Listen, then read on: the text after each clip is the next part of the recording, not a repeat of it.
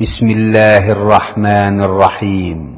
পরম করুণাময় ও অসীম দয়ালু আল্লাহর নামে শুরু। ওয়ামান আহসানু কাওলান মিম্মান দাআ ইলাল্লাহি ওয়া আমিলা সালিহান ওয়া ক্বালা ইন্নানী মিনাল মুসলিমিন।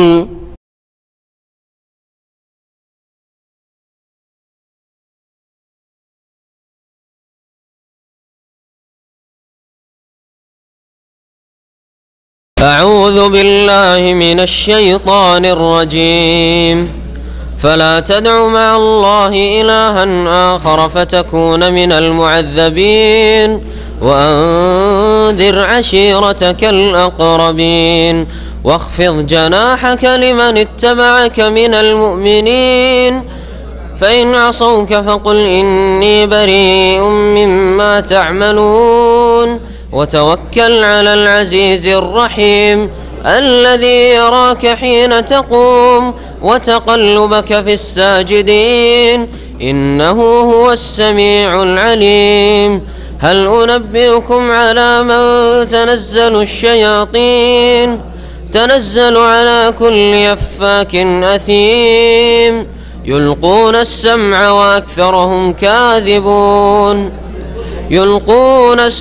وأكثرهم كاذبون والشعراء يتبعهم الغاوون ألم تروا أنهم في كل واد يهيمون وأنهم يقولون ما لا يفعلون إلا الذين آمنوا وعملوا الصالحات وذكروا الله كثيرا وانتصروا من بعد ما ظلموا وسيعلم الذين ظلموا أي منقلب ينقلبون. السلام عليكم ورحمة الله وبركاته. الحمد لله رب العالمين والصلاة والسلام على سيد المرسلين نبينا محمد وعلى آله وصحبه أجمعين ومن تبعهم بإحسان إلى يوم الدين. أما بعد فأعوذ بالله من الشيطان الرجيم. وإنه لتنزيل رب العالمين نزل به الروح الأمين على قلبك لتكون من المنذرين بلسان عربي مبين وإنه لفي زبر الأولين أولم يكن لهم آية أن يعلمه علماء بني إسرائيل. সম্মানিত ভাতৃমণ্ডলী, আল্লাহ পাকের সমস্ত প্রশংসা যে আল্লাহ পাক কোরআনে কারীম নাযিল করেছেন আরবি ভাষায়, এবং এই কোরআনে কারীম দিয়ে আল্লাহ পাক অসংখ্য মানুষকে জাহান্নামের রাস্তা থেকে, আল্লাহ পাকের আযাব গজবের রাস্তা থেকে ফিরিয়ে নিয়ে এসেছেন। আল্লাহ পাক তাদের দলে যেন আমাদের শামিল করেন, আমিন। সালাত এবং সালাম নাযিল প্রিয় নবী মুহাম্মদুর রাসূলুল্লাহ সাল্লাল্লাহু আলাইহি ওয়াসাল্লামের উপর, যার প্রতি আল্লাহ পাক কোরআনে কারীম নাযিল করেছেন এবং যার মাধ্যমে আল্লাহ পাক রব্বুল আলামিন আমাদেরকে হিদায়াত দান করেছেন। আল্লাহর লাখ লাখ শুকরিয়া। আজকে তাফসীর হবে সূরা শুআরার শেষ অংশের। এর পূর্বে আল্লাহ পাক রব্বুল আলামিন সূরা শুআরায় 7 জন আম্বিয়া, রাসূল এবং তাদের উম্মতদের ঘটনাবলী বর্ণনা করেছেন। আর এই সূরা মক্কি জীবনে নবী করিম সাল্লাল্লাহু আলাইহি সাল্লামের প্রতি নাযিল হয়েছে। মক্কার মানুষরা যারা নবী করিম সাল্লাল্লাহু আলাইহি সাল্লামের দাওয়াতকে অস্বীকার করেছিল, যারা নবী করিম সাল্লাল্লাহু আলাইহি সাল্লামের নবুয়ত রিসালাতকে অস্বীকার করেছিল, কোরআনকে তারা আল্লাহর কিতাব মানতে অস্বীকার করেছিল, তাদেরকে এই 7টি আম্বিয়া রসুলগণের ঘটনা বর্ণনা করে দিয়ে এ কথা বলা হয়েছে যে এগুলি অতীতকালের সত্য ঘটনা বলি।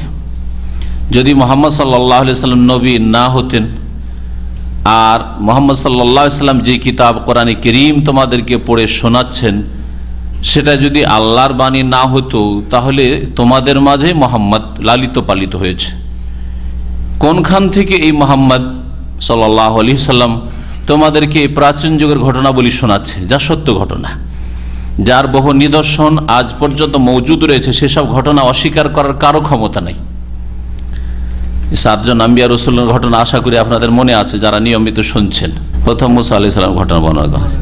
নূহ আলাইহিস সালামের ঘটনা বর্ণনা হয়েছে, ইব্রাহিম আলাইহিস সালামের ঘটনা, নূহ আলাইহিস সালাম, আদ সম্প্রদায়ের সালেহ আলাইহিস সালাম, হুদ আলাইহিস সালামের ঘটনা এবং তার কওমের, সামুদ সম্প্রদায় তাদের নবী সালেহ আলাইহিস সালামের ঘটনা, জি, লূত আলাইহিস সালাম এবং তার কওম তার জাতির ঘটনা। 7 নম্বরে শুআয়ব আলাইহিস সালামের ঘটনা। এই 7টি ঘটনা মানব জাতির ইতিহাসের বিভিন্ন যুগের ঘটনা, এক যুগের না, এক এলাকার না, বিভিন্ন এলাকার বিভিন্ন যুগের ঘটনা আল্লাহ পাক রব্বুল আলামিন শুনিয়েছেন। এতে যেমন কোরআনের সত্যতা প্রমাণ করা হয়েছে, তেমনি এ কথা বলা হয়েছে যে যেসব জাতি নবী রসুলগণের প্রতি ঈমান নিয়ে এসছে তাদেরকে আল্লাহ পাক তার আযাব থেকে মুক্তি দান করেছেন। এই ঘটনাগুলি প্রমাণ করে তাদেরকে, আম্বিয়া রসুলগণকে এবং তাদের অনুসারী মুমিনদেরকে, সৎকর্মশীলদেরকে আল্লাহ সম্মানিত করেছেন দুনিয়া আখিরাতে। আর যারা অস্বীকার করেছেন নবী দাওয়াতকে, তাদেরকে আল্লাহ পাক তার আযাব দিয়ে ধ্বংস করেছেন, দুনিয়ার আযাব দিয়ে ধ্বংস করেছেন। আর দুনিয়ার আযাব কোনো ব্যক্তি নিতে চায় না। আখিরাত সম্পর্কে অধিকাংশ মানুষ গাফিল, কিন্তু দুনিয়ার শাস্তি কোনো কাফের মুশরিকও নিতে চাইবে না, যে দুনিয়ায় সে ধ্বংস হোক, তার পরিবার ধ্বংস হোক, তার বাড়িঘর ধ্বংস হোক, ধন সম্পদ ধ্বংস হোক, তার দেশ ধ্বংস হোক, আর সবকিছু হারা হোক। আল্লাহ পাকের কোনো বালা মুসিবত আল্লাহ পাকের বলুক আর না বলুক, বলুক যে প্রাকৃতিক দুর্যোগ, কেউ চায়? কোন অমুসলিম চাই, কাফের চাই, আল্লাহ পরকালে অবিশ্বাসী চাই? কেউ চায় না, নাস্তিকও চাই না। তো এইসব ঘটনা দিয়ে আল্লাহ পাক রব্বুল আলামিন কাফের জাতিকে, যাদের মাঝে নবী করিম সাল্লাল্লাহু আলাইহি ওয়াসাল্লামকে পাঠানো হয়েছে, কুরাইশদেরকে জানানো হয়েছে, মক্কার লোকদেরকে জানানো হয়েছে, ওর আশেপাশের লোকদেরকে জানানো হয়েছে প্রথমখানে, আর তারপরে কোরআন কারীমের এই ঘটনাবলী দিয়ে সমস্ত মানব জাতিকে জানানো হয়েছে। কারণ সমস্ত মানব জাতির জন্য মুহাম্মদ রাসূলুল্লাহ সাল্লাল্লাহু আলাইহি ওয়াসাল্লাম রাসূল হয়ে এসেছেন। এই 7টি ঘটনা বর্ণনা করার পরে মহান আল্লাহ কোরআন কারীম সম্পর্কে ইরশাদ করেছেন, ওয়া ইন্নাহু লাতানজিলু রাব্বিল আলামিন, আয়াত নম্বর 192 সূরা শুআরার। আর নিঃসন্দেহে এই কিতাব, এটি ওয়া ইন্নাহু, এটি হচ্ছে লাতানজিলু রাব্বিল আলামিন, বিশ্বজাহানের প্রতিপালকের পক্ষ থেকে নাজিলকৃত। আল্লাহ পাক তা অবতীর্ণ করেছেন। এটা মুহাম্মদ সাল্লাল্লাহু আলাইহি সাল্লামের রচিত না, গড়া না। প্রথম কথা, তিনি আলিফ বা তা সা থেকে ইয়া পর্যন্ত এসব অক্ষরের জ্ঞানও রাখতেন না, উম্মি ছিলেন, লেখাপড়া তিনি জানতেন না। তাহলে তিনি কি করে রচনা করতে পারেন? 2 নম্বর কথা, এই প্রাচীন যুগের এই সত্য ইতিহাসগুলি তিনি কোথা থেকে জানবেন? যদি রচনায় করতে পারে, এই ঘটনাগুলি জানলেন কোথা থেকে? তোমাদের মাঝেই তো তিনি লালিত পালিত হয়েছেন, কোথা থেকে জানলেন তাহলে যদি তার রচিত হয়? হতেই পারে না সেটা।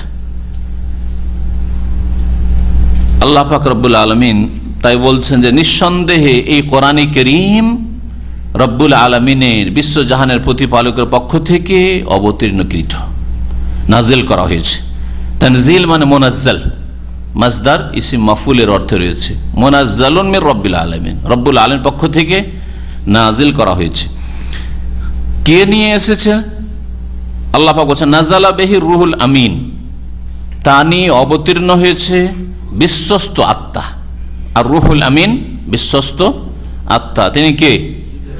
জিবরিল আমিন, যাকে জিবরাইল আলাইহিস সালাম বলা হয়, জিবরিলও বলা হয়, আর তাকে শুধু আর রূহ বলা হয়েছে কোরআন কারীমে। তানাজ্জালুল মালায়েকাতু ওয়ার রূহ, কদরের রাত সম্পর্কে আল্লাহ পাক সূরা কদরে বলেছেন যে তানাজ্জালুল মালায়েকাতু ওয়ার রূহ, এখানে ফেরেশতাগণ কদরের রাতে নেমে আসেন। আর বিশেষ করে ফেরেশতাদের যিনি শিরোমণি প্রধান জিবরাইল আলাইহিস সালাম, তাকে রূহ বলা হয়েছে। এখানে রূহ মানে আত্মা না, রূহ মানে হচ্ছে জিবরাইল আলাইহিস সালাম। এখানে আর রূহুল আমিন, রূহ এর সাথে একটি গুণ লাগিয়ে বিশ্বস্ত আত্মা, এমন বিশ্বস্ত ফেরেশতা যে সেখানে সন্দেহর কোনো অবকাশ নেই যে তিনি নিজের পক্ষ থেকে কোনো কিছু লাগিয়ে দেবেন না। বিশ্বস্ত ফেরেশতা জিবরিল আমিন আলাইহিস সালাতু সালামের মাধ্যমে নাজিল হয়েছে, তিনি নিয়ে এসেছেন। নবী মুহাম্মদ সাল্লাল্লাহু আলাইহি সাল্লামকে আল্লাহ সম্বোধন করে বলছে আলা কালবিকা, নিয়ে নেমে এসেছেন জিবরাইল আলাইহিস সালাম, হে নবী মুহাম্মদ সাল্লাল্লাহু আলাইহি সাল্লাম, তোমার অন্তরে, তোমার হৃদয়। কোরআনে কারীম নবী সাল্লাল্লাহু আলাইহি সাল্লামের নিকটে নাজিল করা হয়েছে। আর এখানে কলবের কথা, হৃদয়ের কথা বলা হয়েছে, কারণ মানুষের অঙ্গ প্রত্যঙ্গে যতগুলি অনুভূতির বা জ্ঞান অর্জনের মাধ্যম রয়েছে, সবচেয়ে বেশি জ্ঞান অর্জনের ক্ষমতা এবং ধরে রাখার ক্ষমতা আর ভালো মন্দের পার্থক্যের ক্ষমতা এটা হৃদয়ে রয়েছে, কালবে, হার্টে রয়েছে। দিমাগ মানুষের স্মৃতিশক্তি, হ্যাঁ, মস্তিষ্ক যা বলা হয়, এটাও একটা। হ্যাঁ, আর একটা হচ্ছে কলব, হৃদয়। হ্যাঁ, আর বাকি হচ্ছে অঙ্গ প্রত্যঙ্গ। যেমন জিহ্বা দিয়ে আপনি অনুভব করছেন যে এটা টক না মিষ্টি না ঝাল, অনুভব করছেন, তা দিয়েও কিছু নলেজ হাসিল করছেন। আর ত্বক দিয়ে, শরীরের চামড়া দিয়ে, তা দিয়ে অনুভব করছেন গরম না ঠান্ডা, হ্যাঁ, অনুভব করছেন। এইরকম চোখ দিয়ে দেখে আপনি নলেজ হাসিল করছেন, কান দিয়ে শুনে আপনি জ্ঞান অর্জন করছেন। কিন্তু সবচেয়ে বেশি ধারণ ক্ষমতা এবং ভালো মন্দের পার্থক্যের ক্ষমতা কলবের, হৃদয়ের রয়েছে। এই জন্য আল্লাহ পাক কলবের কথা বলেছেন। এই কথা বলে যে তোমার দেমাগে, তোমার মস্তিষ্কে নেমে এসেছে না, এই কথা আল্লাহ বলেননি। লিতাকুনা মিনাল মুনজারিন, কেন কোরআনে কারীম তোমার প্রতি নাযিল করা হলো, নিয়ে বসে থাকবেন না, যাতে করে তুমি লিতাকুনা মিনাল মুনজিরিন, যাতে করে তুমি সতর্ককারীদের অন্তর্ভুক্ত হইতে পারো। যেসব আম্বিয়া রাসূলগণ আল্লাহর পক্ষ থেকে দূত হয়ে এসেছেন আর তারা সতর্ক করেছেন মানব জাতিকে আল্লাহ পাকের আযাব থেকে, আল্লাহ পাকের গজব থেকে, আল্লাহ পাকের মার থেকে, অসৎ পথে চললে, কুফরির পথে চললে, শিরকের পথে চললে, অবিশ্বাস করলে অথবা আল্লাহর দিন মোতাবেক জীবনযাপন না করলে তাদের দলে সামিল হইতে পারো, নবী রাসূলগণের দলে যাতে করে তুমি সামিল হইতে পারো। বিলিসানিন আরবি মুবিন, সুস্পষ্ট আরবি ভাষায় আল্লাহ পাক নাযিল করেছে যাতে করে তোমারও বুঝতে সুবিধা হয়। মুহাম্মদ সাল্লাল্লাহু আলাইহি সাল্লাম সবচেয়ে বেশি বুঝেন যাতে করে তার মাতৃভাষায় নাযিল করা হয়েছে, কুরাইশদের ভাষায় নাযিল করা হয়েছে, যেই বংশের হচ্ছেন মুহাম্মদ রাসূলুল্লাহ সাল্লাল্লাহু আলাইহি সাল্লাম। আর সুস্পষ্ট আরবি ভাষা, এমন নয় যে জটিল আরবি ভাষা, এমন যুগের যে বোঝা যাচ্ছে না, এইরকম নয়, স্পষ্ট আরবি ভাষায় নাযিল করা হয়েছে। আর তার সাথে সাথে আরবি ভাষা এই জন্য নাযিল করা হয়েছে যে যাদেরকে প্রথম সম্বোধন করবে তাদের ভাষায় হইতে হবে। তারা যাদেরকে প্রথমখানে বলা হচ্ছে একটিও লোক তৈরি হয়নি, আর ওই সময় যদি তাদের ভাষায় না অন্য কোনো ভাষায় হইতো তো স্বাভাবিক তারা অস্বীকার করে দিত। কোরআন কারীম যদি আরবি ভাষায় না হইতো, যাদেরকে প্রথম বোঝানো হচ্ছে, আর কিছুটা একটা বড় দল তৈরি হয়ে গেল, মোটামুটি একটা দল তৈরি হয়ে গেলে তারপরে যদি অন্য ভাষায় হয় অসুবিধা নাই, অন্যদের কাছে যাচ্ছেন যাদের ভাষা হয়তো আরবি নয়, অসুবিধা নাই, বুঝিয়ে দেবেন দোভাষীর মাধ্যমে অথবা যেভাবে বুঝিয়ে দেবেন, তারা ধীরে ধীরে শেখার চেষ্টা করবে। কিন্তু একটিও লোক তৈরি হয়নি, আর হঠাৎ করে যদি এমন কোন ভাষায় আসে যেই ভাষা প্রথম যাদেরকে তৈরি করতে চাইছেন একটা দুটা করে তারাই বুঝে না, তাহলে অসম্ভব ছিল মানুষের ঈমান নিয়ে আসা, বিশ্বাস করা। আল্লাহ পাক এই কথাই বলছেন এখানে, বিলিসানিন আরাবিয়্যিম মুবিন, সুস্পষ্ট আরবি ভাষায় এই কোরআন কারীম আল্লাহ পাক নাযিল করেছেন। আরবি আর তার সাথে মুবিন, স্পষ্টকারী, এই ভাষা স্পষ্টকারী, তার মানে কোরআন কারীমে কোনো অস্পষ্টতা নেই। সুতরাং বিদআতপন্থীদের কথা বা তাদের এক শ্রেণী হুজুরদের কথা যে কোরআন আবার কি বুঝবে তুমি, এটা তাদের জাহালত, অজ্ঞতা।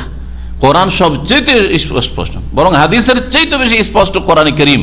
আর তারপরে রাসূলুল্লাহ সাল্লাল্লাহু আলাইহি ওয়াসাল্লামের কথা স্পষ্ট, হাদিস স্পষ্ট, আর তারপরে ফিকর কিতাব, মানুষের লেখা অস্পষ্ট হইতে পারে, আমার কথা অস্পষ্ট হইতে পারে, কিন্তু আল্লাহ পাকের কথা সবচেয়ে বেশি স্পষ্ট। আর তারপরে রাসূলুল্লাহ সাল্লাল্লাহু আলাইহি সাল্লামকে যেহেতু স্পষ্ট ভাষী করা হয়েছিল, উতীতু জাওয়ামিআল কালিম, নবী সাল্লাল্লাহু আলাইহি ওয়াসাল্লাম বলছেন আমাকে অল্প ভাষায় অনেক কথা বলার ক্ষমতা দেওয়া হয়েছে। রাসূলুল্লাহ সাল্লাল্লাহু আলাইহি সাল্লামের ভাষা, স্পষ্ট ভাষা কোরআন কারীমের পর সবচেয়ে বেশি।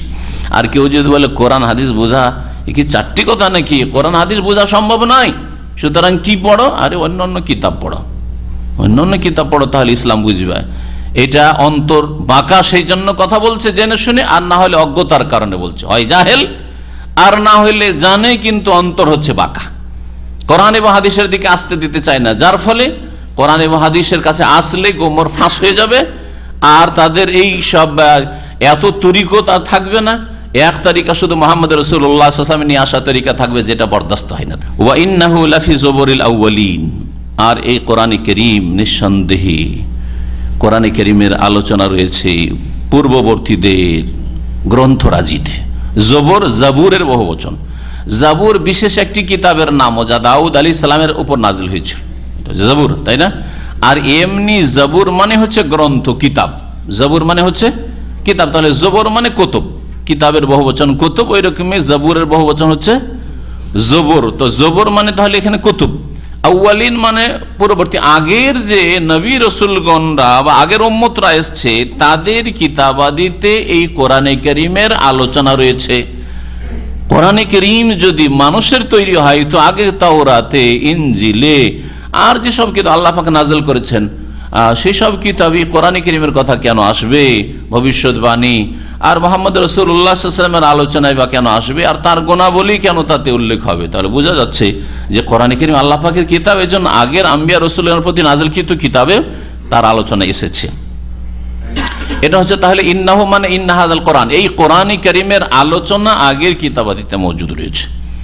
কেউ কেউ তাফসীর করেছেন এই আয়াতটির অন্যরকম খানিকটা, ওয়া ইন্নাহু মানে কোরআনে কারীমের যে মৌলিক বিষয়বস্তু, এই মৌলিক বিষয়বস্তুগুলি পূর্ববর্তীদের কিতাবাদিতেও রয়েছে, গ্রন্থরাজিত রয়েছে। এই তাফসীরও ঠিক আপন জায়গায়, কারণ কোরআনে কারীমের মৌলিক বিষয়বস্তু হচ্ছে তাওহীদ, আল্লাহ পাকের একত্ব, আল্লাহর অস্তিত্ব, আল্লাহ পাকের ওয়াহদানিয়ত, আল্লাহ তার জাত সিফাত নাম গুণাবলীতে এক, আল্লাহ পাক রব্বুল আলামিন তার কাজে রুবুবিয়তে এক ও একক, আল্লাহ পাক রব্বুল আলামিন তার ইবাদত বন্দেগীতে এক ও একক, তার ওজুদ আর অস্তিত্ব, তাওহীদে রুবুবিয়ত, তাওহীদে উলুহিয়ত, তাওহীদুল আসমা ওয়াস সিফাত সমস্ত আম্বিয়া রাসূলগণের কিতাবে রয়েছে। আখিরাত, কোরআনে কারীমে বহু আয়াতে রাসূলুল্লাহ, বহু হাদিসে মান কানা ইউমিনু বিল্লাহি ওয়াল ইয়াউমিল আখির, যে আল্লাহ বিশ্বাসী, পরকালে বিশ্বাসী, আখিরাতের কথা এবং আখিরাতের প্রত্যেকটি বিষয়ের ক্ষেত্রে সমস্ত আম্বিয়া রাসূলগণের কিতাবাদিতে একই রকম শিক্ষা দেওয়া হয়েছে। জান্নাত জাহান্নামের কথা, হিসাব নিকাশের কথা, হাসরের কথা, জবাবদেহির কথা, পুলের কথা যে জাহান্নামের উপর হবে, শাফাআতের কথা ইত্যাদি যা মৌলিক বিষয় রয়েছে, মওতের পরের জীবনের কথা, বারজাখী জীবনের কথা, এগুলো হচ্ছে মৌলিক বিষয়। সমস্ত আম্বিয়া রাসূলগণের কিতাবে একই কথা রয়েছে। যদি এর ব্যতিক্রম থাকে তাহলে সেটা আল্লাহ প্রদত্ত কিতাব নয়, আল্লাহর গ্রন্থ নয়।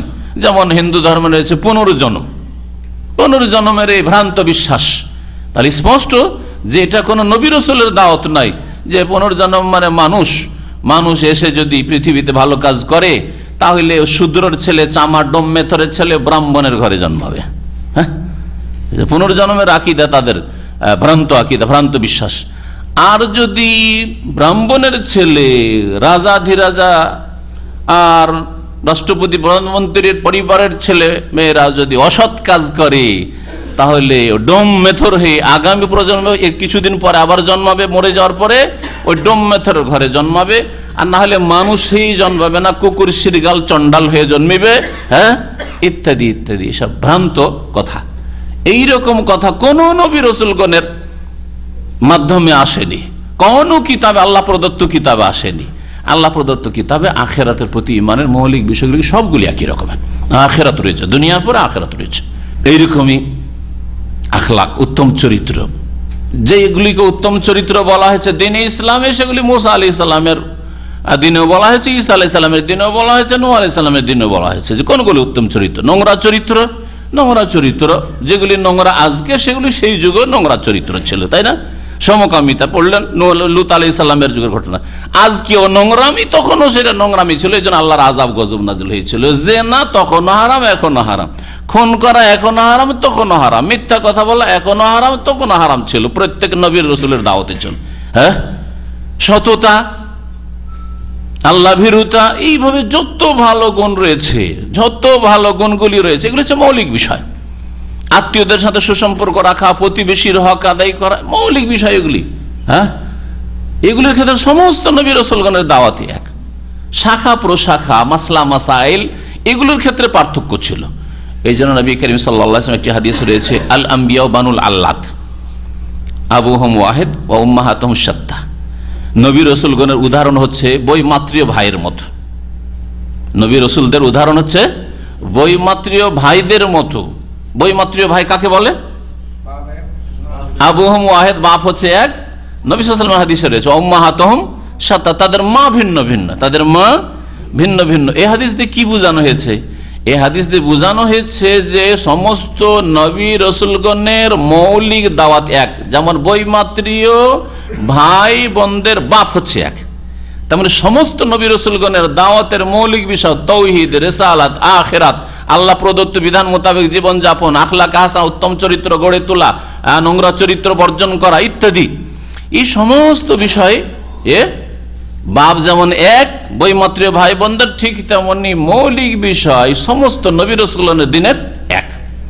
উম্মাহাতুহুম শাত্তা, মা বলে বোঝানো হয়েছে বিভিন্ন ধর্মের বিধিবিধান, ইসলামের বিধিবিধান, নামাজ 5 ওয়াক্ত আবার কত রাকাত নামাজ, নামাজ পড়ার তরিকা, রোজা, রমজান মাসের ফরজ অন্য উম্মতে অন্য না এর চাইতে কম বা বেশি ইত্যাদি, জাকাতের বিধিবিধানে পার্থক্য থাকতে পারে, হালাল হারাম বৈধ অবৈধ কিছু মাসলা মাসাইলে পার্থক্য থাকতে পারে ইত্যাদি।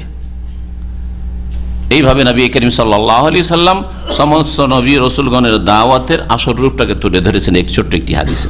আল্লাহ পাক ইরশাদ করছেন যে এই কোরআনে কারীমের কথা অথবা কোরআনে কারীমের যে বিষয়বস্তু, মৌলিক বিষয়গুলি, এই বিষয়গুলি পূর্ববর্তীদের গ্রন্থরাজিতেও রয়েছে। এটা প্রমাণ করে যে কোরআনে কারীম আল্লাহর কিতাব, যার ভবিষ্যৎবাণী করা হয়েছে, অথবা আগের কিতাবগুলিতে যে ভালো কথা শেখানো হয়েছে সবগুলি কথা কোরআনে কারীমে মজুদ রয়েছে। আওয়ালাম ইয়াকুল লাহুম আয়াতান আন ইয়ালামাহু উলামাউ বনি ইসরাইল। আল্লাহ পাক আরো বলছেন যে দেখো হে মক্কার লোকেরা, হে কুরাইশরা, হে আরবরা, তোমরা যে কোনো বিষয়ে ইহুদি খ্রিস্টানদেরকে জিজ্ঞেস করতে চাও, ধর্মীয় বিষয় হলে ওদেরকে জিজ্ঞেস করে, মদিনায় আসে ইহুদিদের কাছে জিজ্ঞাসা করার জন্য, বা আশেপাশে কোনো খ্রিস্টান পেলে আচ্ছা বলো তো তোমাদের ধর্মে কি আছে, ইনজিলে কি আছে, তাওরাতে কি আছে, তোমাদের ধর্মের পণ্ডিতরা কি বলে, এসব জিজ্ঞাসা করে থাকো তাদের কাছে। তার মানে তাদের উপর আস্থা করো যে তাদের কাছে কিছু থাকতে পারে আল্লাহর কথা, কারণ তাদের কাছে কিতাব যখন নাযিল হয় তাদের কাছে কিছু আল্লাহ প্রদত্ত বিধান কিছু থাকতে পারে, তাদের কাছে জিজ্ঞেস করে থাকো। তো কোরআনে কারীম সম্পর্কে বনি ইসরাইলদের ওলামারা, ইহুদরা, তাদের কিতাব তাওরাত বা ইনজিলে যদি ভবিষ্যৎবাণী থাকে আর তা বলে, এটা কি কোরআন আল্লাহ প্রদত্ত কিতাব এর নিদর্শন নয়? এটা জানার উপায় নয়? অবশ্যই জানার উপায়। আল্লাহ পাক তাই বলছেন আওয়ালাম ইয়াকুম লাহুম আয়া, তাদের জন্য কি এটা নিদর্শন নয় যে আইয়ালামাহু উলামাউ বনি ইসরাইল, এই কোরআনকে জানছে বনি ইসরাইলদের ওলামারাও, পণ্ডিতরাও।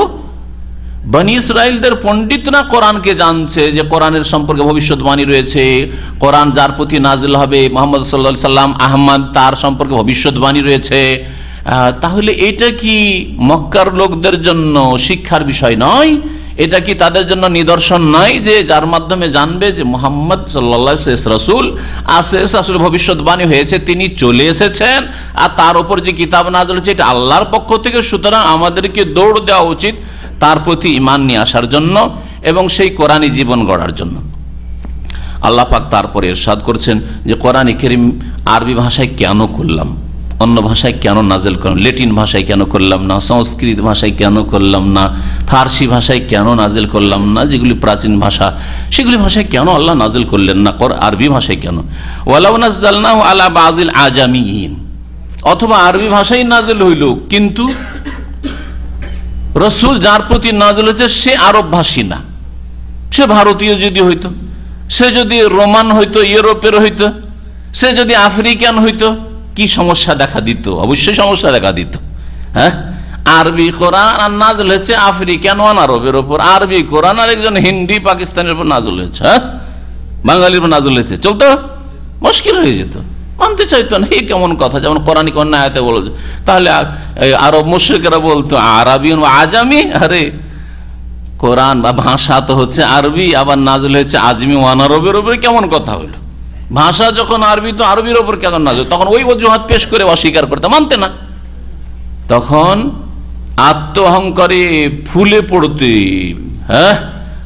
তখন শয়তান আর এক অহংকার ঢুকিয়ে দিত, আমরা আরবি আর কোরআন হচ্ছে আরবি, আবার মানবো অনারবকে, না হবে না।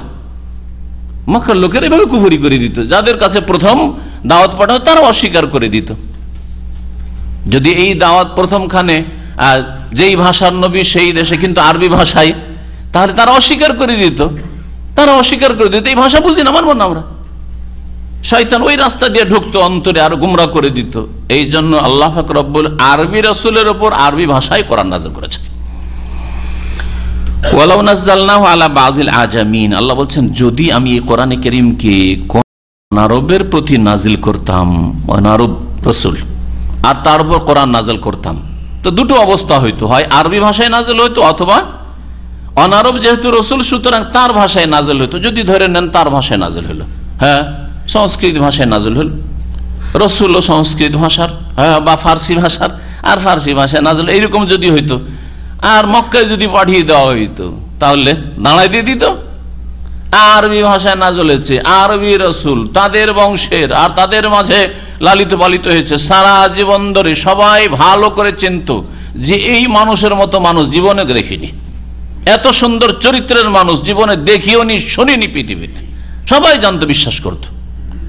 আর তারপরেও যখন রাসূলুল্লাহ সাল্লাল্লাহু আলাইহি সাল্লাম বললেন ইয়া আইয়ুহান নাস, হে মানব সকল, হে মক্কার লোকেরা, কুলু লা ইলাহা ইল্লাল্লাহ, বলো আল্লাহ ছাড়া কেউ সত্য মাবুদ নেই, লা ইলাহা ইল্লাল্লাহ, আল্লাহ ছাড়া কেউ মাবুদ নেই সত্য, আল্লাহ ছাড়া কারো ইবাদত করা যাবে না, দেব দেবীর ইবাদত করা যাবে না, আল্লাহ ছাড়া কোনো গাছের পূজা করা যাবে না, মাটির পূজা করা যাবে না, পাথরের পূজা করা যাবে না, এই কবর মাজার পূজা করা যাবে না, লা ইলাহা ইল্লাল্লাহ, আল্লাহ ছাড়া কেউ সত্য মাবুদ নেই, বারহাক সত্য মাবুদ একমাত্র আল্লাহ, আল্লাহ ছাড়া কারো জন্য রুকু নেই, সেজদা নেই, জবাই নেই, মানত নেই, কোরবানি নেই, তওয়াফ নেই, চাদর চড়া নেই, আল্লাহর ঘর কাবার উপর গিলাফ ছড়া ছাড়া কোনো ঘরের উপর চাদর চড়া নেই, কোনো মাজারের চাদর চড়া নেই।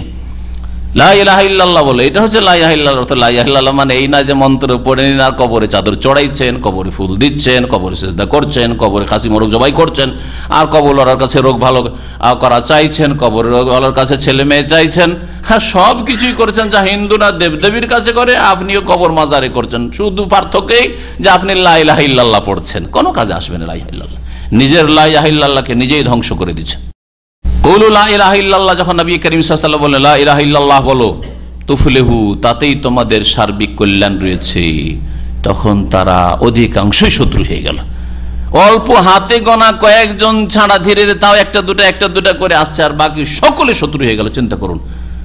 অথচ তাদের টাকা পয়সা, ধন সম্পদ, আমানত সবকিছু সোনা দানা নবী করিম সাল্লাল্লাহু আলাইহি ওয়াসাল্লামের ঘরে এনে জমা রাখতো, যে এর চাইতে ভালো মানুষ আর কোথায় পাওয়া যাবে না, শত্রু হয়ে গেল। তাহলে বাইরের লোক যদি কেউ আসতো আর এসে বলতো যে এই মক্কার লোকেরা তোমাদের কাছে আমি রসুল হয়ে এসেছি, তাহলে তো 1 মিনিট তাকে বাঁচতে দিত না। আল্লাহ পাক তাই বলছেন, যে কোনো, শুধু আরবদের ক্ষেত্রে না, যে কোনো জাতির ক্ষেত্রে ওই রকমই যদি হঠাৎ করে একটা লোক যায় যার পায়ের তলায় মাটি নেই, একাই গিয়েছে, তার একটা সাথী সঙ্গীও নেই, কোনো দল নেই, তাহলে তাকে কোনোদিন স্থান দেবে না। এটা হচ্ছে মানুষের বদচরিত্র, খারাপ দিক মানুষের। শয়তান এই রাস্তা দিয়ে মানুষকে গোমরাহ করেছে যে আমরা এই বিদেশিকে কেন মানবো, এই বাইরের লোককে কেন মানবো, হ্যাঁ আমাদের ভাষাভাষী নয় কেন মানবো, এইগুলো হচ্ছে শয়তানের রাস্তা, মাদাখিলু শয়তান। শয়তান এইসব রাস্তা দিয়ে ঢুকি, আর শয়তান এই কাজ করে যাচ্ছে, আজ পর্যন্ত করে যাচ্ছে। কোরআনে বা হাদিসের কথা বললেও এক শ্রেণীর শয়তান প্রকৃতির মানুষরা যারা শয়তানকে এভাবে সুযোগ দিয়ে থাকে। আল্লাহ পাক বলছেন, যদি আমি এই কোরআনে কারীমকে কোন অনারবের প্রতি নাজিল করতাম, ফাকারাহু আলাইহিম, তারপরে সেই অনারব ব্যক্তি তাদেরকে পড়ে শোনাইতো, মক্কার লোকদেরকে পড়ে শোনাইতো আরব ভাষা, মা কানু বিহি মুমিনিন, তারা কখনো এর প্রতি ঈমান নিয়ে আসতো না। মা কানু বিহি মুমিনিন, এরা কখনো বিশ্বাস করতো না, ঈমান নিয়ে আসতো না। কাযালিকা সালাকনাহু ফি কুলুবিল মুজরিমিন, এইভাবেই আমি সঞ্চারিত করেছি একে মানে কাকে, এই হু জামিরের মারজা হচ্ছে মা কানু বিহি মুমিনিনের বাক্যটি, মানে ঈমান না নিয়ে আসা, অর্থাৎ ঈমান না নিয়ে আসা মানে কি কুফরি, তাই না? ঈমান না নিয়ে আসা মানে কুফরি, মিথ্যা মনে করা, অস্বীকার করা। এটা তো সালাকনাহু মানে অস্বীকারকে, মিথ্যা মনে করাকে, কুফরিকে, ঈমান না নিয়ে আসাকে।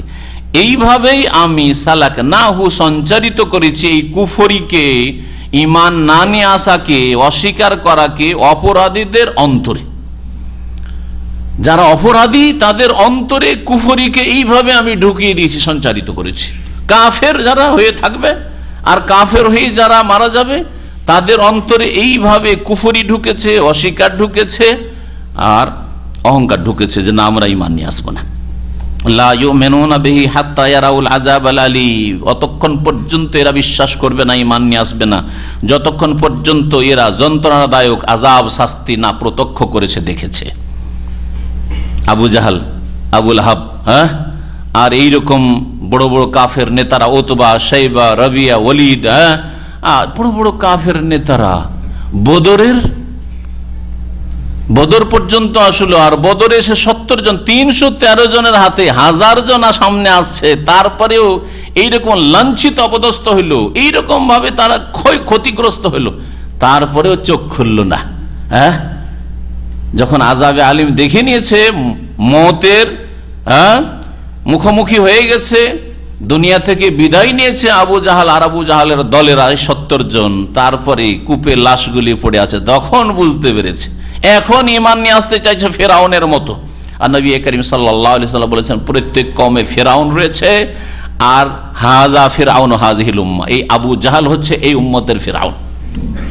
আমার উম্মতের, আমার যুগের ফেরাউন হচ্ছে এই আবু জাহাল। আল্লাহ পাক তাই বলেছেন যে এমন কুফরি এদের অন্তরে সঞ্চারিত হয়েছে, তাদের চেষ্টা না করার কারণে, অন্তরে সততা না থাকার কারণে, অন্তর নিরপেক্ষ না হওয়ার কারণে। অন্তরটা নিরপেক্ষ হইতে হবে, নিউট্রাল, যে আমি বুঝার চেষ্টা করি বিষয়টা কি, ব্যাপারটা কি, কথাটা ঠিক না ভুল। আর আগেই যদি অবস্থান নিয়ে নেন যে আমি এদের সাথেই থাকবো, আমি এই তরিকাতেই থাকবো, কখনো ঈমানের তৌফিক হবে না, হেদায়েত তৌফিক হবে না, কখনো তৌহিদ নসিবে হবে না, কখনো সুন্নত নসিবে হবে না।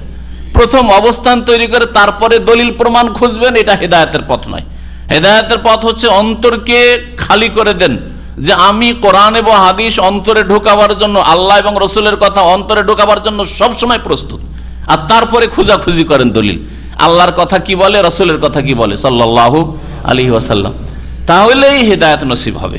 তো এটা যারা করেছিল, আবু বকরের মতো লোক, ওমরের মতো লোক, উসমান, আলী, তালহা, জুবাইর, আম্মার, ইয়াসির, সুমাইয়া রাদিয়াল্লাহু তাআলা আজমাইন, এইরকম সাহাবায়ে কেরাম যারা মক্কাতেই জুলম অত্যাচার সামনে দেখতে পাচ্ছে, তারপরও তাদের ঈমানে কোন রকম বাধা সৃষ্টি হয়নি, অন্তরে সততা ছিল।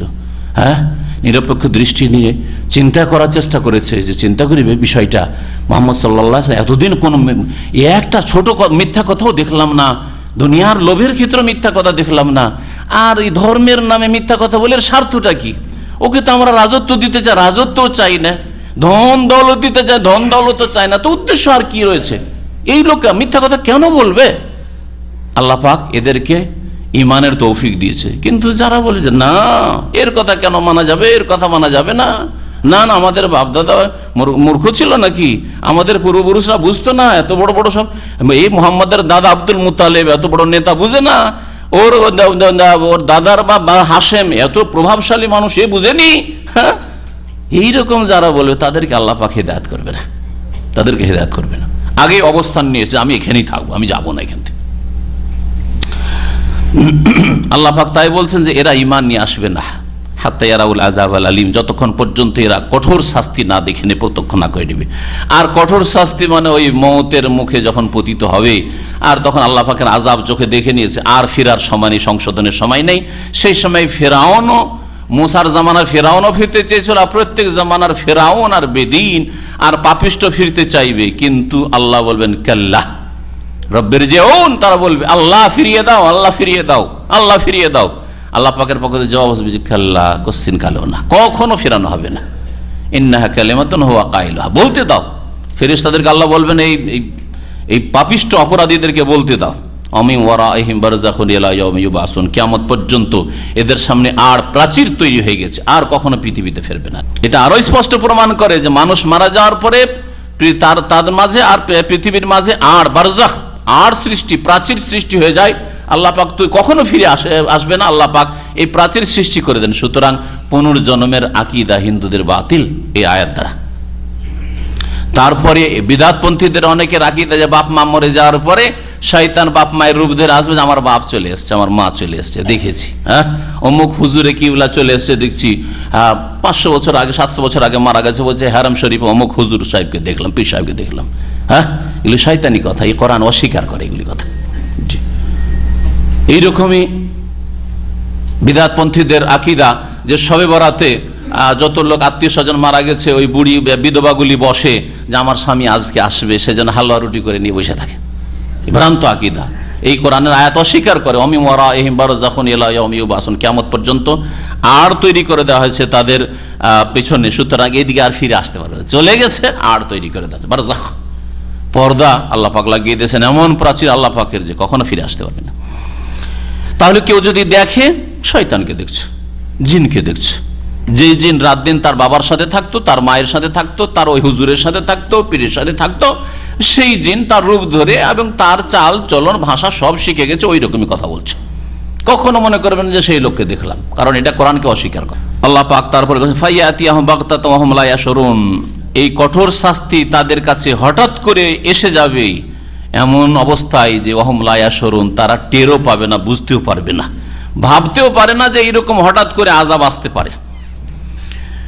ফায়াকুলু, তখন তারা বলবে হাল নাহনু মুনজারুন, আমাদেরকে কি ছাড় দেওয়া হবে, একটু অবকাশ দেওয়া হবে, আল্লাহর কাছে অবকাশ চাইবে। আফাবি আযাবিনা ইস্তাজিলুন, আল্লাহ পাক বলছেন যে কি আশ্চর্য যে এরা আমার আযাবের সাথে তারা তাড়াহুড়া করছিল, আমার আযাবকে ত্বরান্বিত করতে চাইছিল। হ্যাঁ, দ্রুত আসো, কোথায় তোমার আযাব, হে মুহাম্মদ তুমি যে ধমক দিচ্ছ, কোথায় তোমার আযাব, এ কথা এরা বলছিল। আযাব নিয়ে এরা তাড়াতাড়ি করছিল যে কোথায় আযাব, কোথায় আযাব, আর যখন চলে এসছে এখন অবকাশ চাই। তোমরাই তো চাইছিলে তাড়াতাড়ি আযাব, এই তো চলে এসছে, আর এই আযাব দূর হবে না আল্লাহ পাকের আযাব চলে আসার পরে। আফারাআইতা ইন মাত্তানাহুম সিনিন, তারপর আল্লাহ পাক রব্বুল বলছেন কাউকে যদি ভোগ বিলাসের জীবন দিই, সুখময় জীবন দান করি দুনিয়ায়, ধোঁকা খাওয়ার কিছু নেই, তারপরে কি হবে? এই সুখের সামগ্রীগুলি কোথায় যাবে? ভোগ বিলাসের যে উপায় উপকরণ সেগুলি কোথায় যাবে? সেগুলি চিরকাল তোমার সাথে থাকবে? কখনো থাকবে না। এই সুস্থতা চিরকাল থাকবে না, এই ধন সম্পদ তোমার সাথে চিরকাল থাকবে না, আর তোমার সাথে মওতের পরে যাবেও না, বরং তোমার সাথে ঈমান এবং তোমার সৎকর্ম ভালো আমল যাবে। আর যদি মন্দ কাজ করে থাকো সেটাও তোমার পিছা ছাড়বে না, তোমার সাথেই যাবে। আল্লাহ পাক বলছেন আফারাআইতা, হে নবী তুমি চিন্তা করেছো কি, ইন মাত্তানাহুম সিনিন, যদি তাদেরকে আমি ভোগ বিলাস দান করি দীর্ঘ বছর, সিনিন মানে কতক বছর, কয়েক বছর অথবা দীর্ঘ বছর, বেশ কিছুদিন কিছু বছর যদি আমি তাদেরকে ভোগ বিলাস দান করি, সুম্মা জাআহুম মা কানু ইয়াদুন, তারপরে তাদের ওপর এসে পড়ে যা তাদের সাথে প্রতিশ্রুতি করা হয়েছে, মানে আল্লাহ পাকের আযাব চলে আসে, একদিন আসবে, একদিন মওত আসবেই। যদি তাদের ওপর যে প্রতিশ্রুতি হয়েছে তা চলে আসে, মওত হোক অথবা তার আগে কোনো আযাব হোক যদি চলে আসে, মা আগনা আনহুম মা কানু ইউমাত্তাউন, তাদের কোনো কাজে আসবে না ওই সব ভোগ বিলাসের সামগ্রী যা তাদের দেওয়া হয়েছিল, মা কানু ইউমাত্তাউন, যা তাদেরকে ভোগ বিলাসের জন্য দেওয়া হয়েছিল, সুখের উপায় উপকরণ দেওয়া হয়েছিল, সেগুলি তাদের কোনো কাজে আসবে না, তাদের আযাবও দূর করতে পারবে না। ওমা আহলাকনা মিন কারিয়াতিন ইল্লা লাহা মুনজিরুন, আল্লাহ পাক বলছেন আমি কোন জনপদকে ধ্বংস করি না অতক্ষণ পর্যন্ত যতক্ষণ সেই জনপদের উদ্দেশ্যে, সেই এলাকা গ্রাম অঞ্চলের উদ্দেশ্যে, সেই দেশের উদ্দেশ্যে, সেই জাতির উদ্দেশ্যে সতর্ককারী প্রেরণ করি না। ইল্লা লাহা মুনজিরুন, তাদের সতর্ককারী অবশ্যই পাঠানো হয়, না হলে এমনিতে আল্লাহ না জানিয়ে ধ্বংস করে দেন না। জানতে পারলো না আল্লাহ কি, পরকাল কি, নবী কি, আর রাসূল কি, বিধান কি, হ্যাঁ, আর এমনি আল্লাহর আযাব চলে আসলো, এটা কখনো হবে না। যে কোনো জাতি সম্পর্কে এটা বিভিন্ন ভাষায় কোরআনে কারীমে আল্লাহ পাক বর্ণনা করেছে, এখানে এই ভাষায় আল্লাহ পাক উল্লেখ করেছেন। আর একটি প্রসিদ্ধ আয়াত রয়েছে এই মর্মে, মা কুন্না মুআযযিবিনা হাত্তা নাবআসা রাসূলা, আমি আযাব দিতে পারি না। আল্লাহ বলেছেন ওমা কুন্না মুআযযিবিন, আমি আযাব শাস্তি দিতেই পারি না, হাত্তা নাবআসা রাসূলা, যতক্ষণ পর্যন্ত রাসূল না প্রেরণ করিনি। রাসূল পাঠাবার আগে আমি কোন জাতিকে আযাব দিই না, ধ্বংস করি না। আল্লাহ পাক বলছেন কোন জাতিকে যদি আল্লাহ ধ্বংস করে থাকেন জানতে হবে যে তার আগে তাদেরকে সতর্ক সাবধান করা হয়েছে। ইল্লা লাহা মুনজিরুন, কেন সতর্ক সাবধান করা হয়েছে? যিকরা, উপদেশ স্বরূপ। যিকরা, কেউ কেউ বলেছেন এখানে আছে হাযা যিকরা বা হাযিহি যিকরা, এটা হচ্ছে উপদেশ। এই যে সতর্ক করে দেওয়া, এটা হচ্ছে তাদের জন্য উপদেশ। নবী রাসূলগণের মাধ্যমে উপদেশ দেওয়া হয়েছে, রিমাইন্ড করে দেওয়া হয়েছে, স্মরণ করিয়ে দেওয়া হয়েছে, যিকরা। আর কেউ কেউ এটাকে আরবি গ্রামারে হাল বলছেন মুনজিরুন যিকরা, সতর্ককারী তাদের জন্য এসেছে উপদেশ দেওয়ার উদ্দেশ্যে। ওমা কুন্না জালিমিন, আর আমি আল্লাহ জালেম নই, আমি আল্লাহ জালেম নই। কারণ বিনা সতর্ক করাই, না জানিয়ে, জানাইলাম না আল্লাহ কি, পরকাল কি, দিন কি, ঈমান কি, নামাজ কি, কিছুই জানাইলাম না, আর যদি ধ্বংস করে দিই তাহলে জুলুম হয়ে যাবে এদের উপর, কখনো আমি জালেম নই, সুতরাং এটা হতে পারে না। আজকের পৃথিবীর মানুষের কাছে দাওয়াত পৌঁছে গেছে, ইসলামের দাওয়াত পৌঁছে গেছে বিভিন্ন মাধ্যম দিয়ে। হয় সেখানে কোন মুসলিম ধার্মিক তৌহিদ প্রতিষ্ঠাকারী সুন্নতের অনুসারী নামাজি বসবাস করছে, অবশ্যই তার মাঝে মাঝেই চিন্তা জাগছে যে আমি মসজিদে যাই না, এরা মসজিদে যাই, আমি কবর মাজারে যাই, আমি দেবদেবীর কাছে যাই, এরা যাই না। তো ইসলামের দাওয়াত পৌঁছেছে ইসলামের দাওয়াত। অথবা আজকাল যে প্রচার মাধ্যমগুলি রয়েছে, যে কোনো প্রচার মাধ্যম হোক, পত্র পত্রিকায় হোক, আর ইসলামিক বই পুস্তকই হোক, আর ক্যাসেট সিডি হোক, অথবা ইন্টারনেট হোক, অথবা টিভি ও ইসলামিক টিভি হোক, যেইভাবে হোক না কেন সারা পৃথিবীর যে কোনো জাতির কাছে ইসলাম পৌঁছে গেছে। মুসলিম সমাজের বিভিন্ন ফিরকা যারা শিরক বিদআতে লিপ্ত রয়েছে তাদের কাছে তৌহিদ সুন্নতের দাওয়াত পৌঁছে গেছে। তারপরেও কখন এটা আমরা মনে করি না যে যথেষ্ট দাওয়াত পৌঁছে গেছে, অবশ্যই দাওয়াত পৌঁছাবার প্রয়োজন রয়েছে।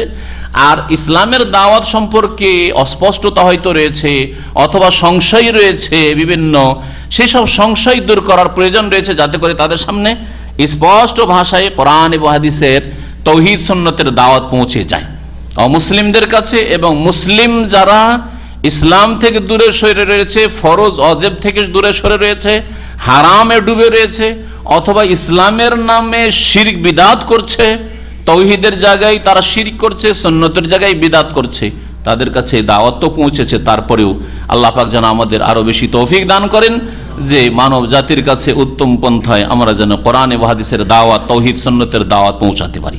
আল্লাহ পাক রব্বুল আলামিন ইরশাদ করেছেন, ওমা তানাজ্জালাত বিহি শায়াতিন ওমা ইয়ামবাগি লাহুম ওমা ইয়াস্তাতিউন। এই কোরআনে কারীম সম্পর্কে আল্লাহ পাক ইরশাদ করছেন আর একটি আরব মুশরিকদের সংশয় দূর করার উদ্দেশ্যে।